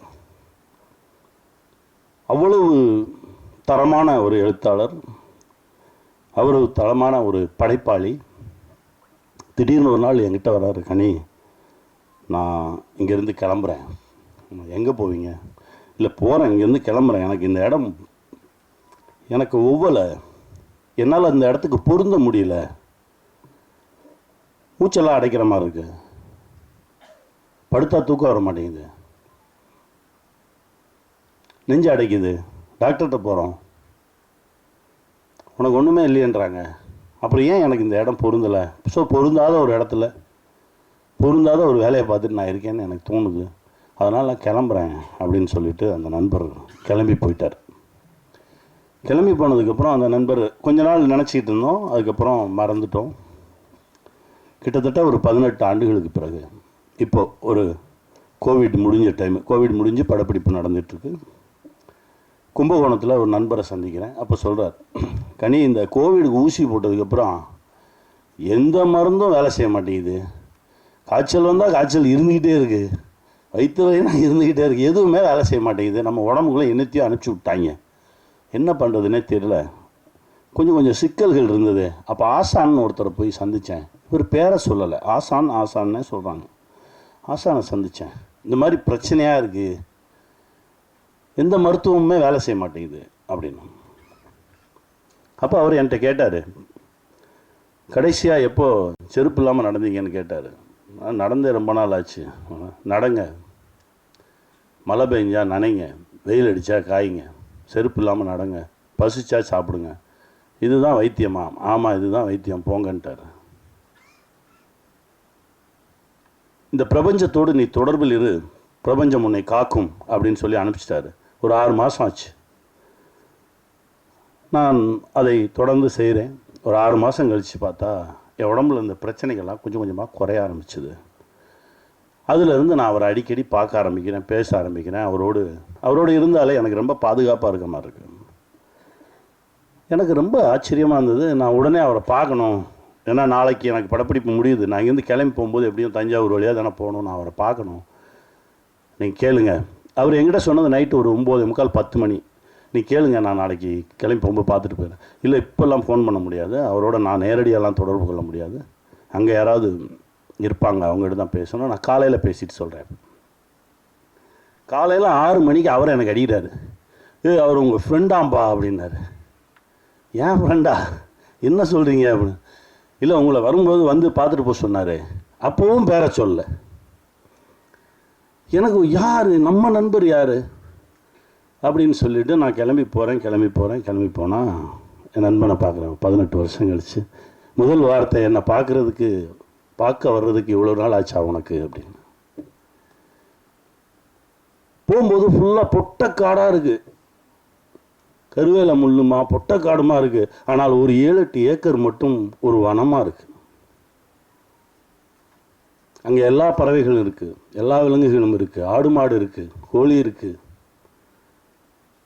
அற்புதமான மனுஷங்க இருக்காங்க. என் நண்பன் அப்படியே கட்டி தழுவிட்டு கொஞ்ச நேரம் நின்று, என்ன இது, என்ன பண்ணிக்கிட்டு இருக்கீங்க அப்படின்னா, அதுக்கப்புறம் தான் எனக்கு பல விஷயங்கள் தெரிய வருது. கிட்டத்தட்ட ஒரு 62 புத்தகங்கள் எழுதியிருக்கிறாரு. இதையெல்லாம் தாண்டி அந்த ஊர் திரும்பங்கள் அப்படின்ற ஒரு விஷயம், உனக்கு ஒவ்வாத இடத்துல நீ இருக்காத, உனக்கு ஒரு இடம் பொருந்தும், நீ அந்த இடத்துல இருந்தால் சந்தோஷமாக இருப்ப, உன் மனசு நல்லாயிருக்கும், உடம்பு நல்லாயிருக்கும், நீ கடன் இல்லாமல் இருப்ப, பிரச்சனைகள் இல்லாமல் இருப்ப, அந்த இடத்த தேடி போயிரு. பல பேர் நம்ம பார்த்துருக்கோம் தெரியுமா, ஒரு 2 வருஷம் நான் அந்த கஷ்டப்பட்டு இந்த வேலையை பார்ப்பேன், அதுக்கப்புறம் எனக்கு பிடிச்ச மாதிரி ஒரு வேலையை பார்ப்பேன்னு சொல்லுவாங்க. 2 வருஷம் கழித்து கேட்டாலும் அதே தான் சொல்லுவான், 20 வருஷம் கழித்து கேட்டாலும் அதே தான் சொல்லுவான். ஏன்னா அவனால் போகவே முடியாது, எல்லாத்தையும் அப்படியே வெட்டிட்டு கிளம்புனார். அப்போ உட்காந்து பேசுகிறோம், அவ்வளோ விஷயங்கள் பேசுகிறோம். அவர் ஒன்றும் இப்படி உட்காந்துருக்காருன்றதுனால எதுவும் இல்லாதவர் நினச்சிடாதீங்க, அவர் மிகப்பெரிய செல்வந்தர். ஏன்னா அதை தான் நான் உங்களுக்கு சொல்லணும். ஏன்னா விட்டுட்டு போ அப்படின்னா போய் சும்மா உட்காந்துருக்க சொல்கிறானான்னு மட்டும் நினச்சிடாதீங்க. பிடிச்ச வேலையை செய்யும்போது பல விஷயங்கள் நம்மளை தேடி ஒரு மிகப்பெரிய செல்வந்தர். ஆடு மாடுகள், சொந்தங்கள், ஆயிரக்கணக்கான சொந்தங்கள். அவர் சொன்னதை கேட்டு அவரை மாதிரியே இருக்கக்கூடிய மனிதர்கள் பல பேர், மிகப்பெரிய வேலைகள் இருந்தவங்களாம் நமக்கு பிடிக்காத ஒரு வேலையை செஞ்சுக்கிட்டு இருக்கோம், பிடிச்ச மாதிரி இருப்போம், சந்தோஷமாக இருப்போம், வாழ்கிற வாழ்க்கையை மகிழ்ச்சியாக வாழ்வோம்னு சொல்லி திரும்பி வந்தவங்க தமிழ்நாடு பூரா அங்கங்கே இருக்காங்க, தேசம் முழுவதும் இருக்காங்க. அவர்கள் எல்லோரும் செல்வந்தர்களாக தான் இருக்காங்க. காலையில் ஜிம்முக்கு போயிருந்தேன். ஒருத்தர் வந்து சொன்னார், சார் நம்ம பிரைம் மினிஸ்டர் அடுத்த லாக்டவுனுக்கு ரெடி ஆகிக்குங்கன்னு சொன்னார், கவனிச்சிங்களா அப்படின்னாரு. ஆமாம் சொல்லுவார், என்ன செய்ய தயாராகணும் சார். என்ன சார் செய்கிறது, எனக்கு ஒரு சந்தோஷம், ஏன்னா எங்ககிட்ட நல்ல குடிநீர் இருக்குது, நல்ல காற்று இருக்குது, நல்ல உணவு இருக்குது. ஏன்னா நாங்கள் எல்லாருமே இந்த மாதிரி விஷயத்தை எதிர்நோக்காமல் தற்சார்பு வாழ்க்கைக்கு வந்தவர்கள். இந்த ஊர் திரும்பினவங்க எல்லாருமே தேசம் முழுவதும் இருக்காங்க. அதனால தான் சொல்ல முடிஞ்ச வரைக்கும் அடுத்தவர்களோடு நமக்கு இவங்களால தான் நம்ம லைஃபு, இவங்கள வச்சு தான் நம்ம சாப்பிட்ணும் அப்படின்ற ஒரு நிலையை கொஞ்சம் கொஞ்சமாக குறைச்சிக்கிட்டு வந்து நம்ம தற்சார்புக்குள்ளே வந்துட்டோம் அப்படின்னா நம்ம தான் இந்த உலகின் ஆகச்சிறந்த செல்வந்தன், இந்த உலகின் மிக சந்தோஷமானவன். இதை நிரூபிப்பது தான் இதை சொல்ல வந்தது தான் இந்த படைப்பு. இந்த படம் ஷூட்டிங்கில் இருக்கும்போது, துபாயில் இருக்கும்போது ரொம்ப எமோஷனலாக ஒரு சீன் போயிட்டு இருக்கும்போது நான் எங்கள் இயக்குனர்கிட்ட இது தானே சொல்ல வரீங்க அப்படின்னு சொல்லி ஐயா பேசின ஒரு ஆடியோ போட்டேன். அவர் அப்படியே எந்திரிச்சு எனக்கு ஊருக்கு போனவுடனே நான் அவரை பார்க்கணும் அப்படின்னாரு. கையை பிடிச்சி வாங்க கூட்டிகிட்டு போனேன். அதாவது காரைக்கால் அம்மையார் எழுதிய பாடல்கள், இறைவனை நோக்கி காரைக்கால் அம்மையார் எழுதிய பாடல்களை இப்போ நம்ம இஷ்டத்துக்கு டியூன் போட்டுக்கிறோம்ல, அது இல்லை. அவர்கள் என்ன மாத்திரையில் அதை டியூனாக போட்டு இறைவனோடு தொடர்பு கொண்டார்கள் அப்படின்ற அந்த மாத்திரை அளவை வைத்து அப்படியே அந்த பாடல்களை இப்போ பாடிக்கிட்டு இருந்தாங்க. அந்த நிகழ்ச்சிக்கு நாங்கள் போனோம். அப்போது இயக்குனர் என்கிட்ட சொல்கிறாரு, எங்கேயோ ஒரு தேவலோகத்தில் இருக்கிற மாதிரி. ஏன்னா முழுக்க இரவு அந்த நிகழ்வு மட்டும் நடக்குது. 2 பேரும் அப்படியே வேற ஒரு உலகத்தில் அப்படியே மிதந்தோம். பேசிகிட்டே போகலாம். என் நண்பனை இத்தனை ஆண்டுகளுக்கு அப்புறம் திரும்ப கண்டுபிடிச்சது, சந்திச்சது, இது கூட இறை அருள் தான் நான் நினைக்கிறேன். வந்தவொடனே சரவணனை பார்த்து கட்டி பிடிச்சி அவங்க மகிழ்ந்துக்கிட்டது அவ்வளோ சந்தோஷமாக இருந்தது. ஊர் திரும்பி வந்துடுங்க, உங்களுக்கு பிடிச்ச இடத்துல இருங்க, சந்தோஷமாக இருங்க அப்படின்னா எல்லாத்தையும் உதவி விட்டு ஓடுறது கிடையாது. நம்ம இப்போ இருக்கிறத விட இன்னும் செல்வ செழிப்படும். அதாவது பணக்காரன் வேலை, செல்வந்தன் வேற.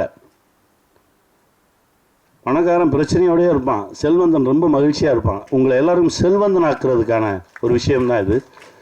இந்த படைப்பில் நிறைய விஷயங்கள் பேசியிருக்கோம், ரொம்ப மகிழ்ச்சி. அதுவும் இந்த நிகழ்வுக்கு வந்து எப்போவுமே டைரக்டர் சொன்னார், சார் நான் வழக்கமாக என்ன செய்வேன், வாங்க இவங்களை கூப்பிடுவோம் சார், நம்ம வந்து செந்தமிழன் சாரை கூப்பிடுவோம், அவர் வந்தால் எனக்கு ரொம்ப மகிழ்ச்சி. நிறைய வேலைகள் இப்போது ஏதோ நடந்திருக்கு. நான் பேசும்போது இல்லை எனக்கு வர இயலாது அப்படின்ற மாதிரி தான் சொன்னாங்க. அதுக்கப்புறம் ராம் பேசினோடனே மனசு மாறி இருக்குது. அந்த வேலை பழுவெல்லாம் கொஞ்சம் தள்ளி வச்சுட்டு எங்களுக்காக வந்ததுக்கு ரொம்ப நன்றி. உங்களுடைய மனசு தான் அது, ரொம்ப சந்தோஷமாக இருக்குது. நேற்று நீங்கள் படம் பார்த்துட்டு அந்த படத்தில் இருக்க அவ்வளோ விஷயங்கள் பேசுனீங்க, ரொம்ப சந்தோஷமாக இருந்தது. உங்களுக்குள்ளே இருந்த அந்த இயக்குனரும் அந்த தொழில்நுட்ப கலைஞன் திரும்ப வந்தான், எனக்கு அவ்வளோ சந்தோஷம். கார்மேனி செல்வம் திரைப்படம் பாருங்கள்.